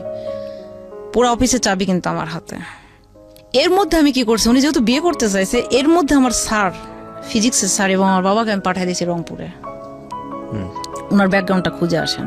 উনি 2 বাচ্চার বাবা, বউ আছে, ওনার উপর মামলা হয়েছিল, উনি আর্মিতে চাকরি করতেন, ব্যাকগ্রাউন্ড সব জানে আসছে।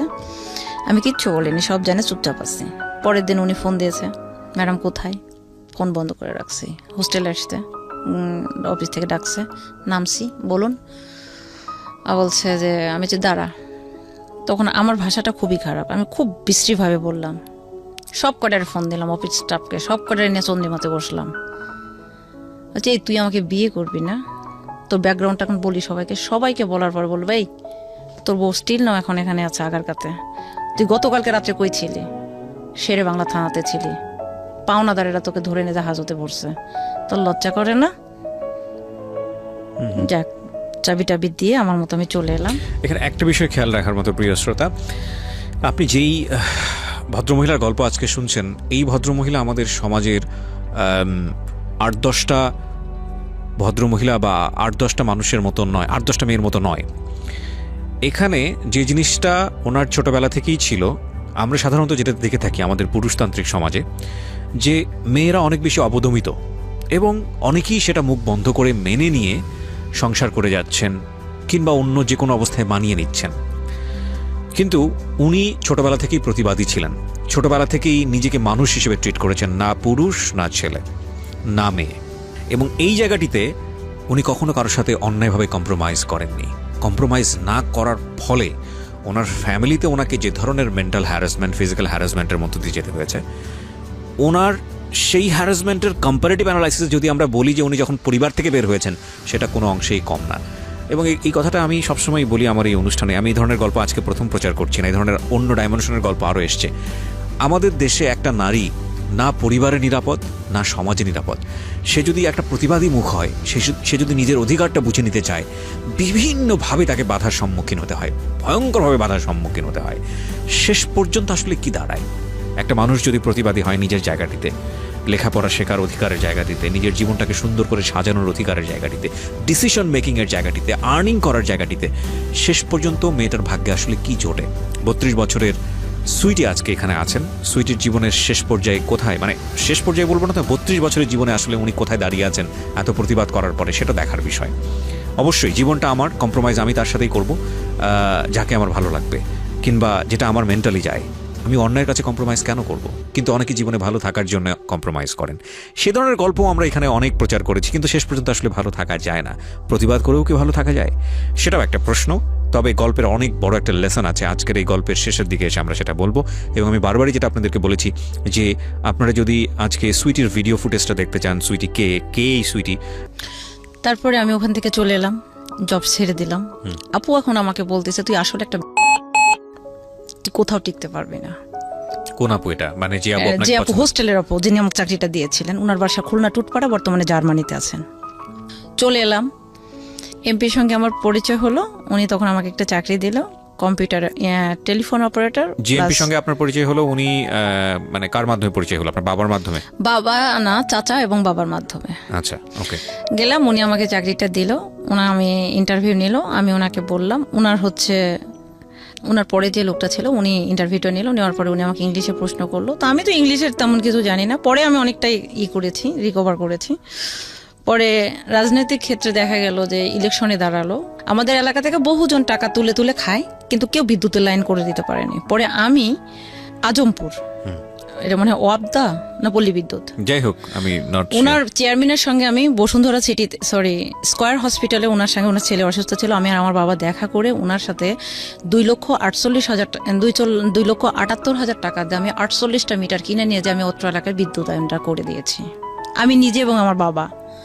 এবং এটাতে আমাকে অ্যাপ্রুভ দিয়েছিলেন, ডিও লেটারটা দিয়েছিলেন এমপি। পরে আমি বিদ্যুতায়নও হলো, ওনার ভাই বিদ্যুতের থেকে দাঁড়ালো ভোটে, আমার বাবা দাঁড়ালো, আমার বাবা নমিনেশন পালো, ওনার ভাইটা পেলো না, যার ফলে চাকরিটা আমি করতে পারলাম না। আপনি বুঝতে পেরেছেন, চাকরিটা করতে পারলাম না, কারণ পানিতে বাস করে জলেতে বাস করে তো কুমড়ের সাথে ঝগড়া করা যাবে না। চাকরিটা ছেড়ে চলে এলাম। আসার পরে আমার চাকরি হলো নাহার প্লাজাতে। আমার স্যার, ম্যাডাম হচ্ছে ম্যানেজার ছিল, উনি হচ্ছে বরিশালে, উনি শুক্রবারে অফিস করতেন, শনিবারে করতেন না। আর আমি শুক্রবারে করতাম না, শনিবারে করতাম। কিন্তু শনিবারে অফিস করার পরে উনি আমাকে ম্যাডাম যখন থাকতো উনি আমাকে আপনি বলতেন, ম্যাডাম যখন থাকতো না উনি আমাকে তুমি বলতেন, এবং আমি যখন কম্পিউটারে কাজ করি উনি পিছন থেকে এসে আমার হাতের পরে দিতেন। তখন আমি উঠে দাঁড়ায় বলছি, স্যার সরি, আপনি এভাবে আমার হাতের উপর হাত রাখতে পারেন না। পরে এভাবে তো আসে, ওই দিনটা চলে গেছে, আমি চলে আসছি। পরের দিনে আমি যাই দেখি গ্লাসের মধ্যে ওনারা দুজনে, বুঝতে পারছেন ভাইয়া, দেখছি যখন, তখন আমি উপরে এসে বসছি। বসার পরে উনি বলছে, কি ব্যাপার মেয়ে, তুমি কাজ করছো না? আমি বলছি, স্যার আমি আর কাজ করবো না, আমি চাকরিটা ছেড়ে দেবো। কেন? আমি বলছি, আপনারা নষ্টামি করতেছেন, এটা অফিস না, আমি চাকরিটা করব না। তখন আমাকে বলতেছে কি, এই মেয়ে তুমি কি বলতে চাও, চাকরি ছাড়ার একটা সিস্টেম আছে না? আমি বলছি, আপনি কোনো সিস্টেম রাখছেন? আপনার কথা ছিল আপনার আমি অ্যাকাউন্টস ডিপার্টমেন্ট দেখবো, আপনি আমাকে অ্যাকাউন্টস দেখান, আপনি আমাকে মার্কেটিং করেন, আপনি আমাকে সেলস করেন, আপনি আমাকে রিসিপশন করেন, আমি কি মক্কেল পাইছেন? আমি চাকরি করবো না, চলে যাবো। কয় বেতন তুমি পাবো না। আমি যে বেতন আপনি 24 ঘন্টার মধ্যে দেবেন না 24 মিনিটের মধ্যে দেবেন ডিসাইড করেন আপনি। আমি চলে গেলাম। এটা গেল আমার চাকরির সূত্র। আমি তখন আমার দুলা ভাই, আমার মেজো ভাইয়ের টাকা নিয়েছে একজন, সে টাকাটা দেয়নি, এটা নিয়ে সে গ্যাঞ্জাম করছে। এটা নিয়ে এলাকায় কিছু হিরোইনসি এবং কিছু নেতারা আছে, তারা নিয়ে গ্যাঞ্জাম বাঁধাইছে। মেজো ভাইকে পুলিশে মানে খুঁজছে। এর মধ্যে আম্মা ফোন দিয়ে কান্নাকাটি শুরু করে দিয়েছে। 6 মাসের মধ্যে কিন্তু আমি বাসায় যাইনি। ফোন দিয়ে কান্নাকাটি করছে যে এই ঘটনা। তাই আমি বলছি যে যারা এই গ্যাঞ্জামটা বাঁধাচ্ছে তারা তো দোলা ভাইয়ের ক্লোজ।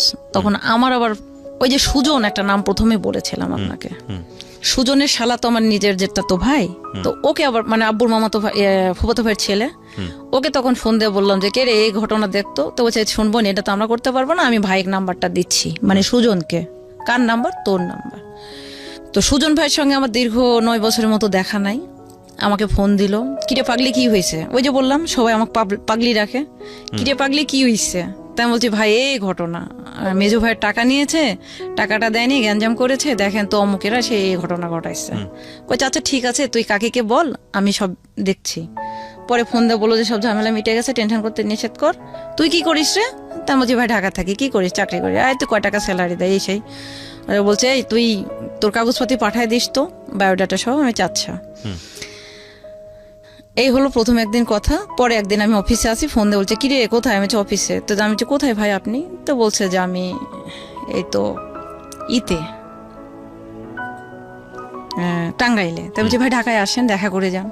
তো বলছে না রে বোন, যাইতে পারবো না, শেষ। তৃতীয় একদিন বলছে কে রে তুই রাজশাহীতে আসিস না? আমি বলছি হ্যাঁ যাই, ওই যে মামলা ডেট পড়লে যাই। তারপরে আমি গেলাম। তো বলছে কই থাকিস? আমি যে ওখানে যাই, সকালবেলা যা নামি কেস যায় আঙ্কেলের মেয়ের কাছে ঘুমাই, তারপরে বেলা হয় আঙ্কেলের, আমি কোর্টে যাই, কোর্টের কাজ শেষ করে আমি আবার আঙ্কেলের বাসা থেকে ব্যাগটাক নিয়ে আমি সোজা ঢাকায় চলে আসি। কেন? আরে আমি তোর দোলা ভাই এখানে থাকে, এই সেই। তাই বলছি না ভাই, আপনারা বড় লোক মানুষ, আর আপনার চরিত্র ভালো না। আসলে ওনার চরিত্রটা ভালো না। তো আমি বলছি যে তখন আমাকে বলতেছে যে কাকের মাংস কাক খায় না, তুই তো আমার নিজের রক্ত। আমি বলছি ভাই কাকও কাকের মাংস খায় যখন ক্ষুধায় পড়ে, অতএব আমি আপনাদের সামনে যাব না। যাই হোক, এই কথা বলার পরে আমার হচ্ছে ভাই, এখন বলি ডিসেম্বরের 8 তারিখে কেসের ডেট পড়লো। আমার অফিসে বলে আমি 6 তারিখে ছুটি নিলাম, যে তাহলে আমি যে একদিন মায়ের কাছে থাকতে পারবো। এর মধ্যে আমার আম্মার কিন্তু অপারেশন হয়ে গেছে, হচ্ছে পিত্তস্থলীর পাথর অপারেশন হয়েছে, তারপরও কিন্তু আমি যাইনি। পরে আমি চলে গেলাম। যাওয়ার পরে এটা কিন্তু 2011 সালের ডিসেম্বর মাসের 6 তারিখ। তখন আমি ভোর 6টার গাড়িতে রওনা দিলাম। 6টার গাড়িতে না 10টার গাড়িতে রওনা দিয়ে যাই হোক আমি রাজশাহীতে নামবো। বেলা চলে গেল, রোডে যেহেতু জ্যাম থাকে চন্দ্রা থেকে ওই সাইডে, জ্যামে আমি নেমে গেলাম। যাওয়ার পর দেখি আমার দোলা ভাই তুই আমি না ভাই আমি বিনোদপুরেই নামবো, আমি আপনার সামনে যাব না। এই পাগলি আয় তোর। আমি ছোটবেলা থেকে আদর করতো, কারণ আমি তো খুব ছোট থাকতে ওনার বিয়ে করছে। পরে গেলাম, বলছে একটা কফি খেয়ে যাবো নাই? তা গেলাম, যে দেখি যে উনি প্রিন্স কোট পরে একটা ব্যাগ নিয়ে এসে নেমে আমার ব্যাগ ধরেছে। যখন জিনিসটা ধরছে, কারণ আমি জানি ওনার বাজারের ব্যাগ ওনার অফিসে ওনার লোকজন টানে, কারণ ওনার নিজস্ব অফিস আছে। তো উনি যখন আমার ব্যাগটা ধরছে তখন আমার মাথার মধ্যে একটু হিংস দিচ্ছে, কারণ আমার সিক্স সেন্সটা কাজ করে বেশি, যে ওনার উদ্দেশ্য ভালো নাই। তখন ওনার ম্যানেজার আমি মিলে নিউ মার্কেটের আসে, নিউ মার্কেটে যাই একটা কফি খেলাম, একটা বার্গার খেলাম। খাওয়ার পর বলছি ভাই আমি চলে যাব, আঙ্কেলকে ফোন দেওয়া আছে, আমি ওনার বাসায় যে থাকবো, সকালবেলা কেচের হাজরাটা দিব, বাসায় যাব। বলছে না আমার বাসায় এখানে থাকতে তুই কেন যাবি? তা বলছে আপনার বাসা কোথায়? আমি তো শুধু আপাকে চিনি আর ওনার মেয়েকে চিনি, ছেলেটাকেও দেখি নাই, ছেলেটা পড়ে হয়েছে। তো বলছে চল বাসায় যে। উনি নিয়ে গেছে আমাকে অন্য একটা বাসায়। যেই না এরকম গেটটা পার হয়ে আমি ঢুকছে, ওই মহিলা উঠে বলে কি, আমি একটা কথা বলে দিই ভাই, এটা কিন্তু মানুষের সচেতন করার মতো। ঢাকা বলেন, রাজশাহী বলেন, বাংলাদেশের বিভিন্ন দেশ শহরে বলেন, এমন এমন লোক আছে যারা ফ্ল্যাট ভাড়া করে নিয়ে এই লোকদের দিয়ে দেহ ব্যবসা করায়। তো আমাকে রুমে নেওয়ার পরে আমি যখন বাসার মধ্যে ঢুকছি তখন বলছি, ভাইয়া অনেকদিন পর ভাবিক নিয়ে আসলেন। আমি তো পুরো থক হয়ে গেলাম, কি ব্যাপার? আমি তো ওনার ভাবি না, আমি ওনার শালি, নট অনলি শালি, আমি ওনার ছোট বোন, কিন্তু আমাকে ভাবি বললো কেন? তখন আমি ডাইরেক্ট রুমের মধ্যে, দুলা ভাই এটা কি বলতেছে? তখন বলছে চুপ থাক। আমি ড্রেস চেঞ্জ করলাম, করার পরে খাইতে দিল। তা আমি বলছি, ভাই আমি এখানে থাকবো না, আমাকে তাড়াতাড়ি আপনার বাসায় নিয়ে চলেন, আর নয়তো আপনি আমাকে গাড়ি সিএনজি ঠিক করে দেন, আমি বাসায় চলে যাবো। কারণ রাজশাহী শহর থেকে আমার বাসা 47-50 কিলো। তখন আমাকে বলতেছে কি, তোর মতো তুই চুপ করে থাক, চেলাচেলি করিস না, তোরও সম্মান যাবে, তোর বাবাকেও সবাই চেনে, আমাকেও সবাই চেনে। সারা রাত আমাকে ধস্তাধস্তি করলো ভাইয়া, কোনো মতে না। তবে আমি উঠছি সকালে, সারা রাত জার্নি করেছি, এই সেই। অবশ্যই টায়ার্ড হওয়াটা স্বাভাবিক, সারাটা রাত কেটে গেছে, ফজরের নামাজও হয়ে গেছে। উনি আমাকে জোর করে, যাই হোক বুঝতে পারলেন, ইট ওয়াজ রেপ। হ্যাঁ আমাকে রেপ করলো। পরে আমি এখন ওনাকে বললাম যে দুলা ভাই আপনি কাজটা কিন্তু ঠিক করলেন না। তারপর আমি ওনাকে জোরহাত করে বললাম, আপনি আমার বড় দুলা ভাই, আপনাকে আমি সম্মান করি। এই ঘটনা আল্লাহ, আমি আর আপনি ছাড়া কেউ জানে না। আজকে এখানে ক্লোজ করেন। আমি একটা ধর্মভীরু মেয়ে, আমি 5 ওয়াক্ত নামাজ পড়ি, কোরআন পড়ি, আমি তাহাজ্জুদ পড়ি। এখানেই ক্লোজ করেন। জীবনে শেষ দিন পর্যন্ত আপনার আর আমার মধ্যে থাকবে, আল্লাহ হয়তো ক্ষমা করবে, মাপ চেয়ে নেব। আর কোনোদিন এই ঘটনাটা ঘটায়েন না, আমার মতো আমি চলে যাই। সে আমাকে আটকাই দিল। এত পরিমাণ ব্লিডিং হলো, তার ম্যানেজারকে ফোন দিল, ওষুধ নিয়ে আসলো, আমাকে খাওয়াইলো, সেদিনও রাখলো। সেম 8 তারিখে আমি কেসের হাজরা দিলাম। উনি আগে সিএনজি ব্যাগ ট্যাগ নিয়ে যে সিএনজি রেডি করে রাখছে আমার সাইড ব্যাগের মধ্যে। 8,000 টাকার একটা বান্ডিল দিল। আমি বলছি, আপনি কি আমাকে দেহ ব্যবসা শুরু করাইলেন? ভালোবাসা কি জিনিস? মানুষকে ভালোবাসতে হলে কি করতে হয়, কিভাবে কি করতে হয়, কেমন করতে হয়, এটা আমি জানি না। তবে আপনি যেটা করলেন এটা ঠিক করলেন না। আমি কিয়ামত পর্যন্ত আপনাকে ঠেকায় রাখলাম। তবে জীবনে কোনোদিন আর, আমি ওই যে ফোন অফ করলাম, বাসায় এলাম, ফোন অফ, ঘুমাইলাম। আমার ফোনে মিস কল অ্যালার্ট করা ছিল 100, 150, 200 কল। ফোন খোলার সাথে সাথে, তুমি যদি ফোন আর একটা বার বন্ধ করো, আমি তোমার বাসায় এসে হাজির হব। আমার বোনের ঘর, কি করব? ফোন খোলা রাখলাম। 8 তারিখ, 9 তারিখে মাইক বললাম, মা আমি ঢাকায় যাব। কই তুমি আইলা কালকে, আজকে যাবা? হ্যাঁ আমি চলে যাব। বাসায় যে আমি থাকি না, ওই যে বাবা দেখতে পারে না, ভাই দেখতে পারে না, গেলে বাবা মারে, আবারও মার খাই, কথা বললে উত্তর দিলে মারে। কত ঈদ, কত দিন গেছে, জীবনে কোনোদিন একটা নতুন জামা পাইনি আমি। যাই হোক, এগুলো কষ্ট আর মনে করি না। তখন চলে আসলাম। আমাকে বললো, তোর জন্য টিকিট কেটে রাখছি, তোমার জন্য টিকিট কেটে রাখছি, তুমি নাটোর রাজশাহীতে এসে ট্রেনে চলে যাবে। আমি চিনি না, আমি পুঠিয়া যাবো, বাসে টিকিট করে, নাহলে নাটোরে যাবো, বাসে টিকিট করে চলে যাবো। তুই যদি এই কাজ করিস তাহলে এখনই আমি ট্রেনের নিচে মাথা দেবো। ওর বাসার সামনে রেল লাইন। এখন ওর সাথে যে ছেলেটা থাকে, ছেলেটা তখন আমার ফোন দেবো, আপু প্লিজ এই লোকটার মাথার ইয়ে নাই, আপনি তাড়াতাড়ি আসেন। হ্যাঁ দিব্যি দেখি এই ঘটনা। তারপরে ভাইয়া ঘুমের বড়ি খায়া পড়ে আসে। পরে গেলাম, উনি আবার নিয়ে গেল ওই ছেলেটার বাসায়। বলছে তোর টিকিট, আমাকে বললো কি তোর টিকিট তো 2টার সময়। আমি 1টার সময় চলে আসছি। বলছে তোর টিকিট তো 2টার সময় না 4টার সময়।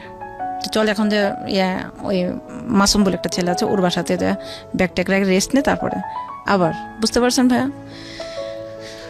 পরে আমি বলছি, দুলা ভাই আপনি যেটা করতেছেন এটা ঠিক করতেছেন না, আমি একটা মানুষ। পরে ভাই আমি ওখান থেকে চলে এলাম ঢাকায়। 3টা ফোন ছিল আমার কাছে, ভাইঙ্গে একবার চুর মার করে দিয়েছে চলে এলাম। নোকিয়া একটা ফোন ছিল, ওই ফোনটা জোড়া দিয়ে একটা নাম্বার সে পাইছে, সেটা হচ্ছে দিদি হোস্টেল। দিদি হোস্টেল মানে বুঝতে পারছে, আমার হোস্টেলের দিদি। আমি ওনাকে, আমি আসিয়া তো শুয়ে আছি, ঘুমাচ্ছি। দিদি ফোন ধরলো, কে? হচ্ছে আমি আমার বড় ভাই বলতেছি বাসা থেকে, ওনাকে ফোন দেন। তখন দিদি এসে বলতেছে, সুইটি, উনি আমার কিউট ডাকতো, কিউট দেখ তোর ফোন আসছে। কে দিদি? তোর বাসা থেকে। আমি না দিদি ইম্পসিবল, আমার বাসার কেউ নাম্বার জানে না, আপনার ফোন দিবে কেউ না, ওটা ভুয়া, আপনি চলে যান। চলে গেছে। আবার ধরে বলছে, তুমি এখন এই মুহূর্তে ফোন না কিনলে আমি কিন্তু একের তোমার বাসায় যাব, আমি সম্পূর্ণ তছনছ করে হালাই দেব। তোমার বাবাকে আমি রোডে ফেলে দেব, তোমার ভাইকে আমি মার্ডার কেসের আসামি বানাবো, আর তোমার নামে এই যে যেগুলো করছি সব ভিডিও করছি, আমি নেটে ছেড়ে দেব। কি করতে পারেন আপনি? তখন 10,000 টাকা সুন্দরবন কুরিয়ার সার্ভিসে কারওয়ান বাজার শাখায় পাঠাইলো। আমি নিয়ে ফোন তুললাম। ফোন তোলার পরে এই ফোন, একদিন আমি ফোন বন্ধ, আমি না আপনারা আমাকে কখনো ফোন দিবেন না, কোনো যোগাযোগ করেন। ফোন বন্ধ রাখছি, সে মরফিন তো ইঞ্জেকশন। আপনাকে যেগুলো ব্ল্যাকমেইল করছে আপনি চাইলে তো ফোনে রেকর্ড করতে পারতেন। রেকর্ড করে লাভ নাই তো ভাইয়া, কারণ ওদের তো দাপট। আমি বলি ওর বড় ভাই একটা মেয়ের সাথে সম্পর্ক করে বাচ্চা হয়েছে, সে বাচ্চা ডিএনএ টেস্ট করার পরে তার বাচ্চা, তারপরও তারা সম্পূর্ণ প্রমাণ লোপাট করে দুনিয়ার বুকে তারা বাহাদুরি করতেছে। এদের কাছে পারবেন না। তারপরে আমি ফোন তো তখন আমি রেকর্ড সিস্টেম আমি তো জানি না ভাই, আমি তো ফোনে ইউজ করতে পারি না। Exactly, that is the point. তারপরে আমি ভাইয়া চাকরিটা, আমি তখন আমাকে চাকরি করতে দেবে না, চাকরিটা ছেড়ে দিল। পরে ভাই নকল কাগজপাতি বানায় নিয়ে হোস্টেলে দেখায় আমাকে হোস্টেল থেকে বার করলো, সে আমার বউ। তখন আমি ইডেন কলেজে অলরেডি অ্যাডমিশন নিয়ে নিছি। ইডেনে মানে অনলাইনে ফর্ম পূরণ করে দিলাম। ইডেনে কিসের অ্যাডমিশন নিয়েছেন? মাস্টার্সে। আমি প্রথম চয়েস দিলাম বাংলা কলেজ, দ্বিতীয় দিলাম তিতুমির। আমি জানতাম না যে ঢাকা কলেজ ছেলেদের, আমি ঢাকা কলেজে দিয়েছি। বলছে ঢাকা কলেজ না, হবে না, ইডেন কলেজ হবে। ইডেন কলেজে দিল। পরে আমার চান্স হয়ে গেল ইডেন কলেজে জিওগ্রাফিতে। এরপরে ভাইয়া আমার লাইফের মোড়টা ঘুরে গেল। একটা মেয়ে, আমি সংক্ষিপ্ত নামটা বলি, রমা। ও এখন একটা কলেজের লেকচারার। এর সাথে কিন্তু আমি এলএলবিতে ভর্তি হয়েছি। আমি 2 শিফটে, একটা হচ্ছে এখানে হচ্ছে বেলা 1:15 থেকে 3:30 পর্যন্ত ক্লাস ইডেনে, আর ওইখানে হচ্ছে লতে আবার হচ্ছে বিকেল 5:30 থেকে রাত 8:30 ক্লাস এলএলবিতে। হ্যাঁ, লর আর এই আপনি ইংলিশে দুটো পড়ছেন, আপনি খরচপাতি পেতেন কোথায়? এটাই তো বলছি আপনাকে। আচ্ছা, ওই যে ও বললো খরচ, মানে ও তো টোটালি এখন আমাকে বউ বানাইলো, মানে কাগজপাতি এও নকল বানাইলো। এতে ফ্যামিলিতে সমস্যা হচ্ছে না, কারণ ওর তো বউ ছিল, বাচ্চা ছিল। ওরা তো কেউ জানেই না, আমি তো আমার ফ্যামিলিকে জানি না। আজকে 9 বছর যাবত এই জিনিসটা আমার কলেজের মধ্যে পৌঁছে যাচ্ছে, শুধু আমি ছাড়া কেউ জানে না। ফর দ্য ফার্স্ট টাইম আপনি রেডিওতে এটা কনফেস করছেন? হ্যাঁ, আমি বলছি। পরে আমার বান্ধবী, তখন আমি বললাম, মানে ক্লাস মিস করছে, আমার বান্ধবী বলছে কি ব্যাপার তুমি ক্লাসে আসো না কেন? তো আমার রোল হচ্ছে 1, ওর হচ্ছে 2। তো ফর্মটাতে ছবি একটা বাঁকা হয়েছে, তো আমাকে ম্যাডাম বলতেছে তোমার ছবিটা একটু বাঁকা হয়েছে, ঠিক করো। তা আমি ছবিটা ঠিক করতে যাই, ওই মেয়েটা ছবি, মানে রমা যা ছবিটা ফর্মটা জমা দিয়েছে ওরটা, তাহলে ওর হয়ে গেল 1 রোল, আমার হয়ে গেল 2। তো এই হিসেবে তখন বললো যে তুমি কিছু, তখন ওই যে দিদি যার নাম্বারে ফোন দিয়েছিল, ও দিদি ওর খুব শখ, উনি আবার রবীন্দ্র ভারতীতে ইংলিশ অনার্স করছে, এখন হাবিবুল্লাহ বাহারে আছে। উনি বলতেছে কেউ তোমার কলেজ আমাকে একটু নিয়ে যাবা, আমার খুব শখ ইডেন কলেজে যাবো। আমি যে ঠিক আছে দিদি যাবে। ইডেনে আপনি কিসে ভর্তি হলেন? আমি ইডেনে ভর্তি হলাম জিওগ্রাফিতে। মাস্টার্স? হ্যাঁ, আমি তো ডিগ্রি ওই যে বললাম চাকরি করতাম, ওখানে যে পরীক্ষা দিয়ে পাশ করে আসলাম। পরে এখানে যাই আমি, ইডেনে দিদি গেল, তখন ও আমাকে বলতেছে, রমা তখন আমাকে বলতেছে তোমার আর আমার রোল তো পাশাপাশি, আমি তো আসতে পারবো না, আমি বিবাহিত, আমার হাজবেন্ড আছে, আমার বাচ্চা আছে, আমার হাজবেন্ড চাকরি করে এবং সে অসুস্থ, তা আমি তো রেগুলার আসতে পারবো না, আমি পাবনাতে থাকি, তুমি যদি ফোন নাম্বারটা দিতা আমি তোমার থেকে সব খোঁজ খবর নিতাম। তখন আমি বলছি যে না, আমি নাম্বার দিব না। তখন দিদি বলছে দাও, মেয়েটা ভালো আছে, দিয়ে দিলাম। তখন আমি ক্লাস মিস করছি, ও বলছে তুমি ক্লাস মিস করো। আমি বলছি দেখো আমি তো চাকরি করি, তো ভাই ভূগোলে কিন্তু পড়ার চাইতে প্র্যাকটিক্যালটা বেশি। তো আমি ওকে বললাম যে আমি তো ক্লাস করতে পারি না, কারণ আমি ক্লাস করলে চাকরি হয় না, চাকরি না করলে বলছে তুমি টাকা, আমি বাসা থেকে কোনো টাকা নিই না, একে তো নিই না, দ্বিতীয়ত দেওয়ার মতো অ্যাবিলিটিও নেই। পরে আমাকে বললো যে তুমি কিছু মনে না করলে তোমার পড়ার খরচটা যদি আমি দিই। তাই আমি বলছি তোমার কাছে কেন আমি ছোট হব? বলছে আমি তো ছেলে না যে আমার কোনো ডিমান্ড থাকবে। আপনি বিশ্বাস করবেন না ভাই, 2012 সাল থেকে এখন পর্যন্ত সে আমার পায়ের স্যান্ডেল থেকে শুরু করে মাথার শ্যাম্পু, আমার চুল আপনি দেখেন নাই, চুলে রিবন্ডিং করা, চুলে কালার করা, ভরু প্লাক করা, ফেসিয়াল করা, শুধু পার্লারে বলবে যে দিদি ও যাচ্ছে, আমি অল এভরিথিং করে 10,000 হোক, 5,000 হোক, 15,000 হোক, বিলও দিয়ে চলে আসে। কেন দেয়? আমাকে ভালোবাসে। বাট আপনাদের মানে শুধু একদিনের দেখাতে আপনার সম্পর্কটা খুব রেয়ার না? কি করেছেন আপনি ওর জন্য? ওর জন্য আমি কি করেছি শুনবেন? স্যার সাজেশন দিয়েছে, সাজেশনটা যে কুরিয়ার করছি, চলে গেছে ওর বাসায়, ওর কাছে। মানে আপনি এখানে থেকে যত ধরনের সাপোর্ট মানে দরকার, যত রকমের পড়াশোনার সাপোর্ট, ইভেন ওকে মনে করেন ভোর 6টার সময় আমি এখান থেকে যে ওকে বাসায় যে নেমে ওকে নিয়ে রাতের গাড়িতে রওনা দিয়ে ওকে সকালবেলা পরীক্ষা দিয়ে আবার নিয়ে যাকে আমি পাবনা রেখে ওকে, মানে আপনি এখানে আলটিমেটলি একাডেমিক্যালি ওর ফুল সাপোর্টটা দিয়েছেন, আর ও আপনাকে হচ্ছে হলো এইভাবে সাপোর্টটা করেছে। আপনারা যে জীবন গল্পটা শুনছেন এখানে, সেটা অভাবনীয় কিছু নয়, আমাদের মানব জীবনেই ঘটে থাকে। একটা বিষয় খেয়াল রাখবেন, আপনারা যখন এই গল্পগুলো শোনেন তখন আপনাদের কাছে মনে হয় আরে এটা কি সত্যি ঘটেছে, কি বলে মেয়েটা, সত্য বলছে না মিথ্যা বলছে? হ্যাঁ, সেই প্রশ্নটা করার অধিকার সবারই আছে, কিন্তু নিজের জীবনে দিকে আপনি তাকিয়ে দেখেন, আপনার জীবনে অসংখ্য এরকম গল্প আছে যেগুলো হয়তো আপনার রেডিওতে এসে বলা হবে না।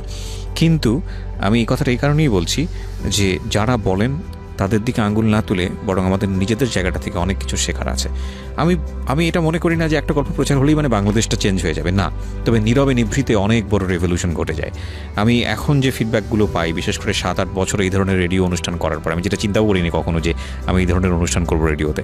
7-8 বছর ধরে এই ধরনের লাইফ স্টোরি নিয়ে প্রোগ্রাম করছি। সিক্রেটস একটা প্রোগ্রাম যেটা আমি আগের রেডিওতে JBSB নামে করতাম, এখন আমি জীবন গল্প নামে যেটা করছি, যেটা আগের রেডিওতে হ্যালো উইথ 920 নামে হতো। তো এই যে প্রোগ্রামগুলো যেগুলো somehow the name of almighty Allah আমার হাত ধরে জন্ম হয়েছে, কিন্তু মানে টু বি অনেস্ট, নীরবে নিভৃতে যে রেভলিউশনগুলো হয়, মানুষ যখন মেইল করে আমাকে যে আমার জীবনটা চেঞ্জ করে দিয়েছে এই একটা গল্প, আমার জীবনটা এটা বদলে দিয়েছে, আমার এটা হয়েছে ওটা হয়েছে, that's really Assam gift to me. So আমি মনে করি যে আজকের এই জীবন গল্পটা কাউকে হেয় করার জন্য নয়, কাউকে বড় করার জন্য নয়, কাউকে ছোট করার জন্যই নয়, এবং সেটা আমাদের ডিসক্লেইমারে সবসময় থাকে। আমরা বরং এই মানুষটিকে, যার গল্প আজকে আমরা এখানে শুনছি, সুইটি, বা যাকে আমরা ইউটিউবে দেখতে পেলাম, তাকে আমি আমার বাড়ির প্রতিবেশী মনে করে একটু গল্পটা শুনি, কিংবা আমার পরিবারের একটা বোন মনে করে গল্পটা শুনি, কিংবা আমি নিজে মনে করে গল্পটা শুনি, অনেকেই হয়তো মিলে যাবে। তাহলে দেখবেন যে ওর মধ্য দিয়ে নিজেকে, নিজের ভুলের জায়গাটা বা নিজের স্ট্রাগলের জায়গাটা, নিজেকে প্রতিস্থাপন করার জায়গাটা, এই জায়গাটাতে সঠিক সিদ্ধান্ত নেবার ক্ষেত্রে আপনার আগামীটা অনেক বড় একটা গাইডেন্স হয়ে আসতে পারে এই সুইটির জীবন গল্পটা। জি সুইটি, বলুন। তারপরে রমা আমাকে বলল যে একটা ছেলে তোকে এতটা ভালোবাসে। ভাইয়া শোনেন, কোন তখন ছেলে? ওই দুলাভাই? হ্যাঁ, এত ভালোবাসে। তা আমি বলছি তাকে এটা ভালোবাসা না, just sexual attachment, not only other relation. এখানে একটা কথা বলে নেই, এই যে দুলাভাই যিনি, with due respect you sir, আপনার পরিচয় কোনো কিছুই আমরা এখানে রিভিল করিনি, এবং এটা আমাদের অনুষ্ঠানের এথিক্স অনুযায়ী যায়ও না। আমরা সবসময় যে কথাটা বলি যে এই অনুষ্ঠানটি কাউকে ছোট করার জন্য নয়, কাউকে হেয় করার জন্যও নয়। আমাদের এই অনুষ্ঠানের সবচেয়ে বড় সীমাবদ্ধতা হচ্ছে যে একজন মানুষ এসে যখন তার জীবন গল্প বলেন, তো নিজেকে এখানে তিনি হিরো হিসেবে প্রতিস্থাপন করেন, যেটা আমাদের সিক্রেটস অনুষ্ঠানের ঠিক উল্টো ফর্ম। সেখানে সবসময় নিজেকে তিনি ভিলেন হিসেবে প্রতিস্থাপন করেন। আর এই ঘটনাগুলো সত্য না মিথ্যা সেটা প্রমাণ করার দায় এই অর্থে আমাদের নাই, কারণ আমাদের মেসেজটা আসলে অন্য জায়গাটিতে থাকে, এবং আমরা একটা আমাদের এই সীমাবদ্ধতাটা স্বীকার করেই নিয়েছি যে এই অনুষ্ঠানে তিনি যে কথাগুলো বলছেন সেটা সত্য না মিথ্যা, এটা চাইলে আপনি বিশ্বাসও করতে পারেন, চাইলে আপনি অবিশ্বাসও করতে পারেন, কারণ এগুলো আমরা ইনভেস্টিগেট করি না। আমরা সচেতনভাবেই এড়িয়ে চলার চেষ্টা করি যে যাতে করে কারো ইমেজে আঘাত না লাগে, এবং একই সাথে কাউকে খুব ফুলে ফেপে বড় করা এইসব জিনিস যাতে না হয়। সো এখানে আসলে ওনার জীবনে যেটা ঘটেছে সেটা বিশ্বাস আপনি করবেন কি করবেন না আপনি নিজে থেকেই ভাবেন যারা শ্রোতা হিসেবে শুনছেন, কিন্তু এখানে আমরা ধরে নিচ্ছি এটা একটা ক্যারেক্টার, লাইক দুলাভাই বা উনি যার কথাটা বলছেন, আমরা সব এখানে ছদ্ম বা পরিচয় রিভিল না করে এখানে আমরা এটাকে এক্সপোজ করছি। ওকে, বলেন। তারপরে তখন ও আমাকে বলল যে তুই তো এত বড়, তোর কোনো বয়ফ্রেন্ড নেই। রমা প্রথম পরিচয়, ওরা কিন্তু বিশাল ধনী। কিন্তু আপনি ওই জায়গাটায় বলছিলেন না বিশাল ধনী বলেই হয়তো আপনাকে ইজিলি সাপোর্টটা করেছে। না ভাইয়া, তাহলে সে নিজের স্বর্ণের গহনা বন্ধক রাখছে আমার টাকা দেওয়ার জন্য। প্রতি মাসের 1 থেকে 2 তারিখের মধ্যে আমার বিকাশ অ্যাকাউন্টে খালি বলছে চেক কর, এই একটা প্রশ্ন কথাটাই বলছে। তো সোজা এখন ঘটনা হলো, রমাটা তখন আমি ভর্তি হলাম 2011 সালের সেপ্টেম্বর মাসের জুলাই মাসের 27 তারিখে ইডেনে দুজনে ভর্তি হলাম। হওয়ার পরে ও দিদি আর আমি, ওর বাবার গাড়ি নিয়ে আসলো, আমরা ওদের বাসায় গেলাম, ওর সাথে আমার পরিচয় হয়ে গেল। এভাবে যেহেতু ওর বাসায় গেলাম সবকিছু পরিচয় হলো। তারপর ও আমাকে বলতেছে তোকে একটা ছেলে ভালোবাসে এরকম। তবে আমি তো কাউকে ভালোবাসি না, বিশ্বাস করবেন না ভাইয়া, স্টিল নাও আমি কাউকে ভালোবাসি এই কথাটা আমি বলতে পারি না। পরে আমি বলতেছি যে আমি তো কাউকে ভালোবাসি না। তো বলছে তোকে এত ভালোবাসে মানে কি করতো, ইডেন কলেজে আমরা দুজন যাইতাম, তখন গেটে এসে দাঁড়া থাকতো। ধরেন ভোর 5টায় রাজশাহী থেকে ট্রেন ছাড়ে, রাত 11টা 20-এ, সে ট্রেন এসে নামে 5টায়, তখন সে কমলাপুর নেমে এই ফার্ম গেটে এসে আমার হোস্টেলের সামনে ঘন্টার পর ঘন্টা, ধরেন ভোর 5টা থেকে বেলা 11টা-12টা পর্যন্ত আমি ফোন বন্ধ করে ঘুমাতাম, জায়গায় থাকে দাঁড়ায় থাকে এই সেই। আমি জীবনে কোনো দিন 1 বৈশাখ, 21 ফেব্রুয়ারি, 26 মার্চ, 16 ডিসেম্বর, 14 ফেব্রুয়ারি কোনো দিন আমি রুম থেকে বেরোই না, আমি কোনো অকেশানে যাই না, কারণ আমি সবসময় মনে করি আমি একটা মুসলিম মেয়ে, আমাকে মরতে হবে, ব্যাস। এগুলোর মধ্যে আমি কেন যাব, আমি এটা ভাবি। এবং আমার মনে হয় না যে কারোর সাথে, কারণ আমি যে দেখেছি যেগুলো ছেলে যদি কোনোদিন প্রস্তাব করছে বা সবার দেখছি শুধু শরীর এইরকম কথাবার্তা। তখন ওই আমাকে বললো, তখন আমি বলছি না আমি এটা করে করছি না, তোকে এত ভালোবাসে এই সে। ওর ভালোবাসা দেখে ভাই আপনি বিশ্বাস করবেন, আমার পায়ের স্যান্ডেল পরানো থেকে শুরু করে সেফটি পিন মারা, অল এভরিথিং, মানে যেহেতু সে আমাকে ওয়াইফ মানে আমি তো ওয়াইফ না, সে আমাকে তখন আমি আমার ফ্রেন্ডকে বললাম, দোস্ত এরকম ঘটনা, ও আবার ল পড়ে, ও বলতেছে যে তুই তো একটা রক্ষিত হয়ে আছিস। তখন ওকে আমি বিয়ের জন্য প্রস্তাব দিলাম যে আপনি কি আমাকে বিয়ে করতে পারবেন, বা ইম্পসিবল। তাই যে ইম্পসিবল হলে চলে যান। বিয়ের জন্য যখন চাপ দিলাম তখন সে 2012 সালের 19শে মে আমাকে চন্দ্রিমা উদ্যানের সংসদ মানিকম এভিনিউয়ের সামনে ফেলে, তখন বাংলাদেশ পাট গবেষণা ইনস্টিটিউটের মধ্যে একটা রুম নেওয়া ছিল, ও তখন 2টা রুম নেওয়া ছিল। তখন সে সুন্দরভাবে, ওই যে বললাম বউ পরিচয় দিয়ে হোস্টেল থেকে বের করে নিয়ে গেল। যাওয়ার পরে সে ওখান থেকে চলে গেল এবং আমাকে বলল আমি জুন মাসের 3 তারিখে এসে আমি তোমাকে বিয়ে করব। আমি বলছি তুমি কোনোদিনই আর ফিরে আসবে না, এটা আমি জানি, ঠিক আছে যাও। আমি আর কোনো কথা বললাম না। কিন্তু ভাই আমি প্রতিনিয়ত, তখন আমি বুঝলাম যে ভালোবাসা কাকে বলে, ঘৃণা কি জিনিস আমি ওকে করতাম। কিন্তু ওর প্রতিনিয়ত আমার প্রতি কেয়ার, ভালো লাগা, ভালোবাসা, আমার প্রতি আমার মানে না চাইতে অনেক কিছু, এই যে জিনিসগুলা একটার পর একটা। ভাই আজকে কি পাঠাচ্ছে কম্বল, কালকে কি পাঠাচ্ছে ব্লেজার, পরশু কি পাঠাচ্ছে ফোন, তারপরে কি পারফিউম, প্যাকেটের পর প্যাকেট। আমি আর হোস্টেলে রাখার জায়গা নাই। পরে তো বাসা নিলাম, সে বাসাতে গেলাম, বাসায় থাকলাম। পরে তো চলে গেল ঢাকা থেকে, সে সিএনজি নিয়ে রাজশাহীতে চলে গেল। তার ভালোবাসাটা কোথায় গেল? যাক, চলে যাক। এর মধ্যে আমি কনসেপ্ট করলাম, কি করব, বাবাকেও বলতে পারবো না, মাকেও বলতে পারবো না, ভাইকেও বলতে পারবো না। মানে এই লোক দ্বারা এই ঘটনা ঘটলো। হ্যাঁ, তখন আমি হোস্টেলের ওই আপুকে বললাম, ওনাকে সাহায্য নিয়ে আমি ঢাকা মেডিকেলে যাইয়া, কারণ সে তো আমার ফোনই ধরে না, আমি অ্যাবর্শন করলাম, করে চলে এলাম। এদিকে হোস্টেল ছুটি, নভেম্বর মাস, এটা আগের ঘটনা। পরে মানে ছুটি হয়ে গেল, চলে গেলাম বাসায়। পরে ওই আমাকে রেখে তো চলে গেল মে মাসে। পরে ওকে বললাম যে আমার এই সমস্যা, আসলো না, ফোন দেয়, খোঁজ নেয় না, টাকা। তখন আমার ব্যাক পেইন, এদিকে আমার মাস্টার্স ফার্স্ট ইয়ার পরীক্ষা, যেহেতু প্রিভিয়াস আমি ফার্স্ট ইয়ার পরীক্ষা, আমি যে বসে 4 ঘন্টা পরীক্ষা দেব সে অ্যাবিলিটি আমার নেই, মাজা। তখন বাসা ছেড়ে দিলাম, কারণ 11,000 টাকা বাসা চালানোর মতো তো আমার কোনো অ্যাবিলিটি নাই। সে আমাকে বললো যে আমি মারা গেলেও আমার অ্যাকাউন্ট থেকে প্রতি মাস তোমার অ্যাকাউন্টে ডাচ বাংলা, ইসলামী ব্যাংক, 2টা ব্যাংকে সে আমার অ্যাকাউন্ট করে দিল। নমিনি সে, যে তোমার ইসলামী ব্যাংকে 10,000 টাকা প্রতি মাস ঢুকবে, যেটা তোমার পড়াশোনার খরচ। বাট না, 1টি টাকাও আমার ফোনে ঢুকে নাই, আমার অ্যাকাউন্টে ঢুকে নাই। চলে গেল। আমি এরকম একটা সিচুয়েশনে পড়লাম, বাসা ছেড়ে দিলাম। দেওয়ার পরে সে আবার আমাকে ফোন দিয়ে বললো যে হোস্টেলে সিট নাও, বলে তুমি রাজশাহীতে আসো। আমি পিক আপ ভাড়া করে নিয়ে, খাট, ওয়ারড্রপ, ফ্রিজ তুলে নিয়ে ঈদের পরের দিন আমি চলে গেলাম ঢাকা। আমি ঈদ করলাম ঢাকায়। এগুলো কিন্তু কিচ্ছু আমার পরিবার জানে না। মাঝে আমি হসপিটালে ভর্তি, স্যালাইন চলতেছে, মা ফোন দিছে, মা আমাকে বলে কেমন আছো, ভালো আছি। চলে গেলাম, জিনিসপাতি নিয়ে যা রাজশাহীতে একটা বাসা দেখলাম, 3,000 টাকা ভাড়া, সুন্দর সব জিনিসপাতি গুছাই নিলাম। কিন্তু তার কোনো খোঁজ নেই। আমি বললাম এইভাবে কিভাবে চলে? কয় তোমার কোনো দায় আমার নাই। বাধ্য হয়ে আমি আবার বাসা ছাড়লাম, জিনিসপাতি নিয়ে যা বাসায় রেখে। এদিকে সে এলাকায় চাওয়ার করে দিল, যে মানে প্রচার করে দিল যে অমুকের মেয়ের সাথে আমার বিয়ে হয়েছে। মানে আমি যেন অন্য কারো কাছে যেতে না পারি, আমি যেন অন্য কারো কাছে বিয়ে বসতে না পারি। মানে আমাকে এমনভাবেই এলাকায় নেগলেক্ট করলো। সবাই জানে আমি ডায়মন্ড, আমাকে এক বাক্যত্র এলাকার লোক বলে ডায়মন্ড। যেখানে ক্লাস 8 একটা মেয়ে পার হতে পারে না, সেখান থেকে আমি এই পর্যন্ত চলে আসছি, গবরে পদ্ম ফুল। সবার একটাই কথা, তখন সবাই রিরি সিসি, মানে মুখ দেখাবো কি করে।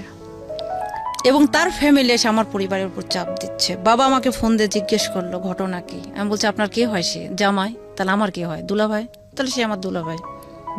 মানে টোটালি আমি সাইলেন্ট হয়ে গেলাম। আমাকে তখন এভাবে চলতে চলতে তার পারতেছি না। তখন হোস্টেলে সিট নিলাম মোহাম্মদপুরে, সুন্দর একটা রুম, মানে ফার্স্ট ক্লাস একটা রুম, 5,000 টাকা থাকা খাওয়া। 2 মাসের ভাড়া দিয়ে বললো কি আমার এইডস হয়েছে, আমার কিডনিতে সমস্যা হয়েছে, সম্ভবত ক্যান্সারও হয়েছে, আমি ইন্ডিয়াতে যাচ্ছি, আমি তোমার হোস্টেল ভাড়া দিতে পারবো না। 2 মাস দেওয়ার পরে কিন্তু আমি ওকে প্রথম থেকে স্বামী মানতাম। যেদিন থেকে ওর সাথে আমার আমাকে বউ বলেছিল, মানে কাগজপাতি বানানো এসেছিল, ভালোবাসতে বাসা শুরু করলাম, আমি ওকে স্বামী মানতাম। পরে আমি ওকে বললাম ঠিক আছে তুমি চিকিৎসা করে আসো। কিচ্ছু না, সব ভুয়া। সে আরেকটা বিয়ে করছে। আমার বোন কিন্তু আছে, বিয়ে করলো। আমি জানতে পারলাম তখন ওই মেয়েটা আমাকে বারবার ফোন দেয় যে তোর সাথে ওর সম্পর্ক কি। আমি টোটাল সাইলেন্ট, আমি টোটালি ক্লোজ, কারণ আমি জানি যে ওর সাথে ও ইনভলভ। এখন আমি এগুলো কেন বলে নিজেকে ছোট করতে যাব? আমি কিছুই বললাম, কারণ এই জিনিসটা শুধু আমার হোস্টেলে 2-3টা মেয়ে, আমি আর সেই ব্যক্তি ছাড়া তোর কেউ জানে না। তাহলে কেন আমি এটাকে আমি মানুষের কাছে বলে আর নিজেকে ছোট করব? করলাম না, চলে গেল। তখন আমি তখন ওই যে আমি যে বাসাটা ভাড়া নিয়েছিলাম, পাশের বাসাতে একটা আন্টি ছিল, উনি তখন আমাকে বলল যে তুমি যে ভাড়াটা দিয়ে তুমি হোটেলে থাকো, সেই ভাড়াটা দিয়ে তুমি আমার বাসাতে থাকতে পারো। উনি খুব নামাজি, আল্লাহর কাছে লাখ লাখ শুক্রিয়া যে ওনার মতো একটা মানুষের পাল্লায় পড়ে আমি হয়তো অনেকটাই চেঞ্জ।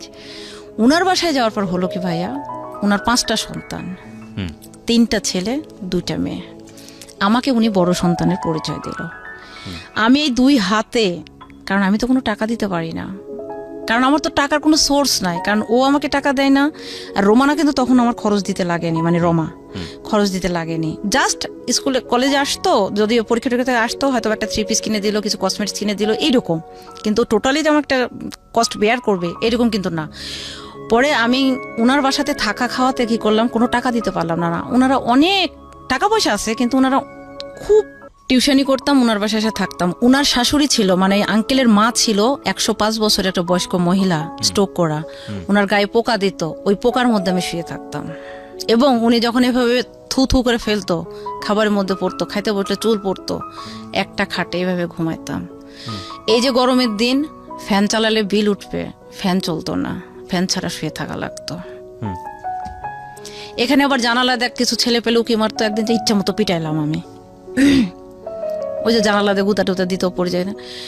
এখানে থাকলাম, থাকতে থাকতে এতটাই মানে ওনার আবার একটা মেজো ছেলে ছিল, ক্লাস 8-এর ছেলে, যে ফিজিক্যালি আমার সাথে মানে কেমন যেন একটা, বুঝেন নাই, মানে অ্যাটিটিউড করতো যে যেটা আপনি তো বুঝতেন, মানে ল্যাঙ্গুয়েজ তো বোঝাটা খুব সহজ। হ্যাঁ, আমি শুয়ে আছি, ধরেন আমার ঠিক আছে, আমি এক লেপের মধ্যে 4জন বাঁধা আমার আমি যাচ্ছি না, বাট আমি বুঝতেন যে এরকম একটা। হ্যাঁ, তারপর ওই ছেলেটাকে না আমি রাগ করে মারছি। এই যে দেখেন ভাই, আমার এই দাঁতটা কালো, এই একটা দাঁত, এই ওই ছেলের সাথে মারামারির কারণে কিন্তু আমার এই দাঁত 2টা নষ্ট হয়ে গেছে। তারপরও কিন্তু দেখেন, এখানেও আমি সেক্সুয়াল হ্যারাসমেন্টের শিকার হলাম। পরে চলে গেলাম আমার বাড়ি আলি, শুধু একটা কথা বলে। হ্যাঁ, আমি আপনাকে এবার কিছু কোশ্চেন করি। আমি জানি আপনার এই গল্পটা শেষ হবার নয়, সারা রাত পার হয়ে যাবে, কারণ আপনার জীবনে এত বেশি অভিজ্ঞতা। আপনি যে অবস্থায় আছেন, আমি একটা জিনিস বুঝেছি আপনার পুরো গল্প শুনে, আপনার এত বেশি সাফারের কারণ, বা যদি ভোগান্তি বলি আমি শব্দটাকে, তার অন্যতম উদাহরণ হচ্ছে যে নো কম্প্রোমাইজ মেন্টালিটি। কখনো আপনি কারোর সাথে কখনো কম্প্রোমাইজ করেননি, এবং সেটার জন্য আপনাকে ভয়ানক রকমভাবে মেন্টাল চাপ থেকে শুরু করে শারীরিক ধকল, আমি ছুরির নিচে পড়েছিলাম ভাইয়া। হ্যাঁ, আমি জানি আপনার গল্প যদি আমি ইন ডিটেলে যাই আরো ভয়ঙ্কর হবে। তো এইগুলা করে আপনি 32 বছরের জীবনে আজকে যে জায়গাটায় দাঁড়িয়ে আছেন, এটা ভালো হয়েছে না মন্দ হয়েছে? আপনি আমাকে সেটা আগে বলেন।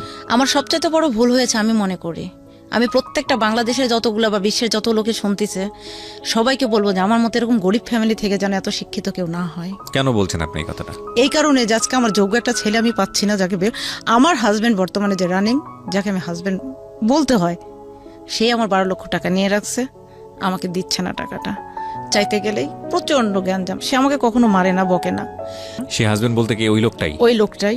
আমি এই জীবন থেকে বের হয়ে আসতে চাচ্ছি। আর পড়াশোনা কেন কোথাও না করছি, যে আসলে ভাইয়া 10 টাকা থেকে না 100 টাকা করা যায়, কিন্তু 10,000 টাকা থেকে 10 লাখ টাকা করা যায় না। আমি এমন একটা ফ্যামিলিতে জন্মেছি, যখন আমি একটা চাকরির জন্য গিয়েছিলাম, একটা মানে কলেজে ঢোকার জন্য, এমপি আমাকে বলেছিল 12 লক্ষ টাকা লাগবে। যখন আমি কথাটা শুনছিলাম,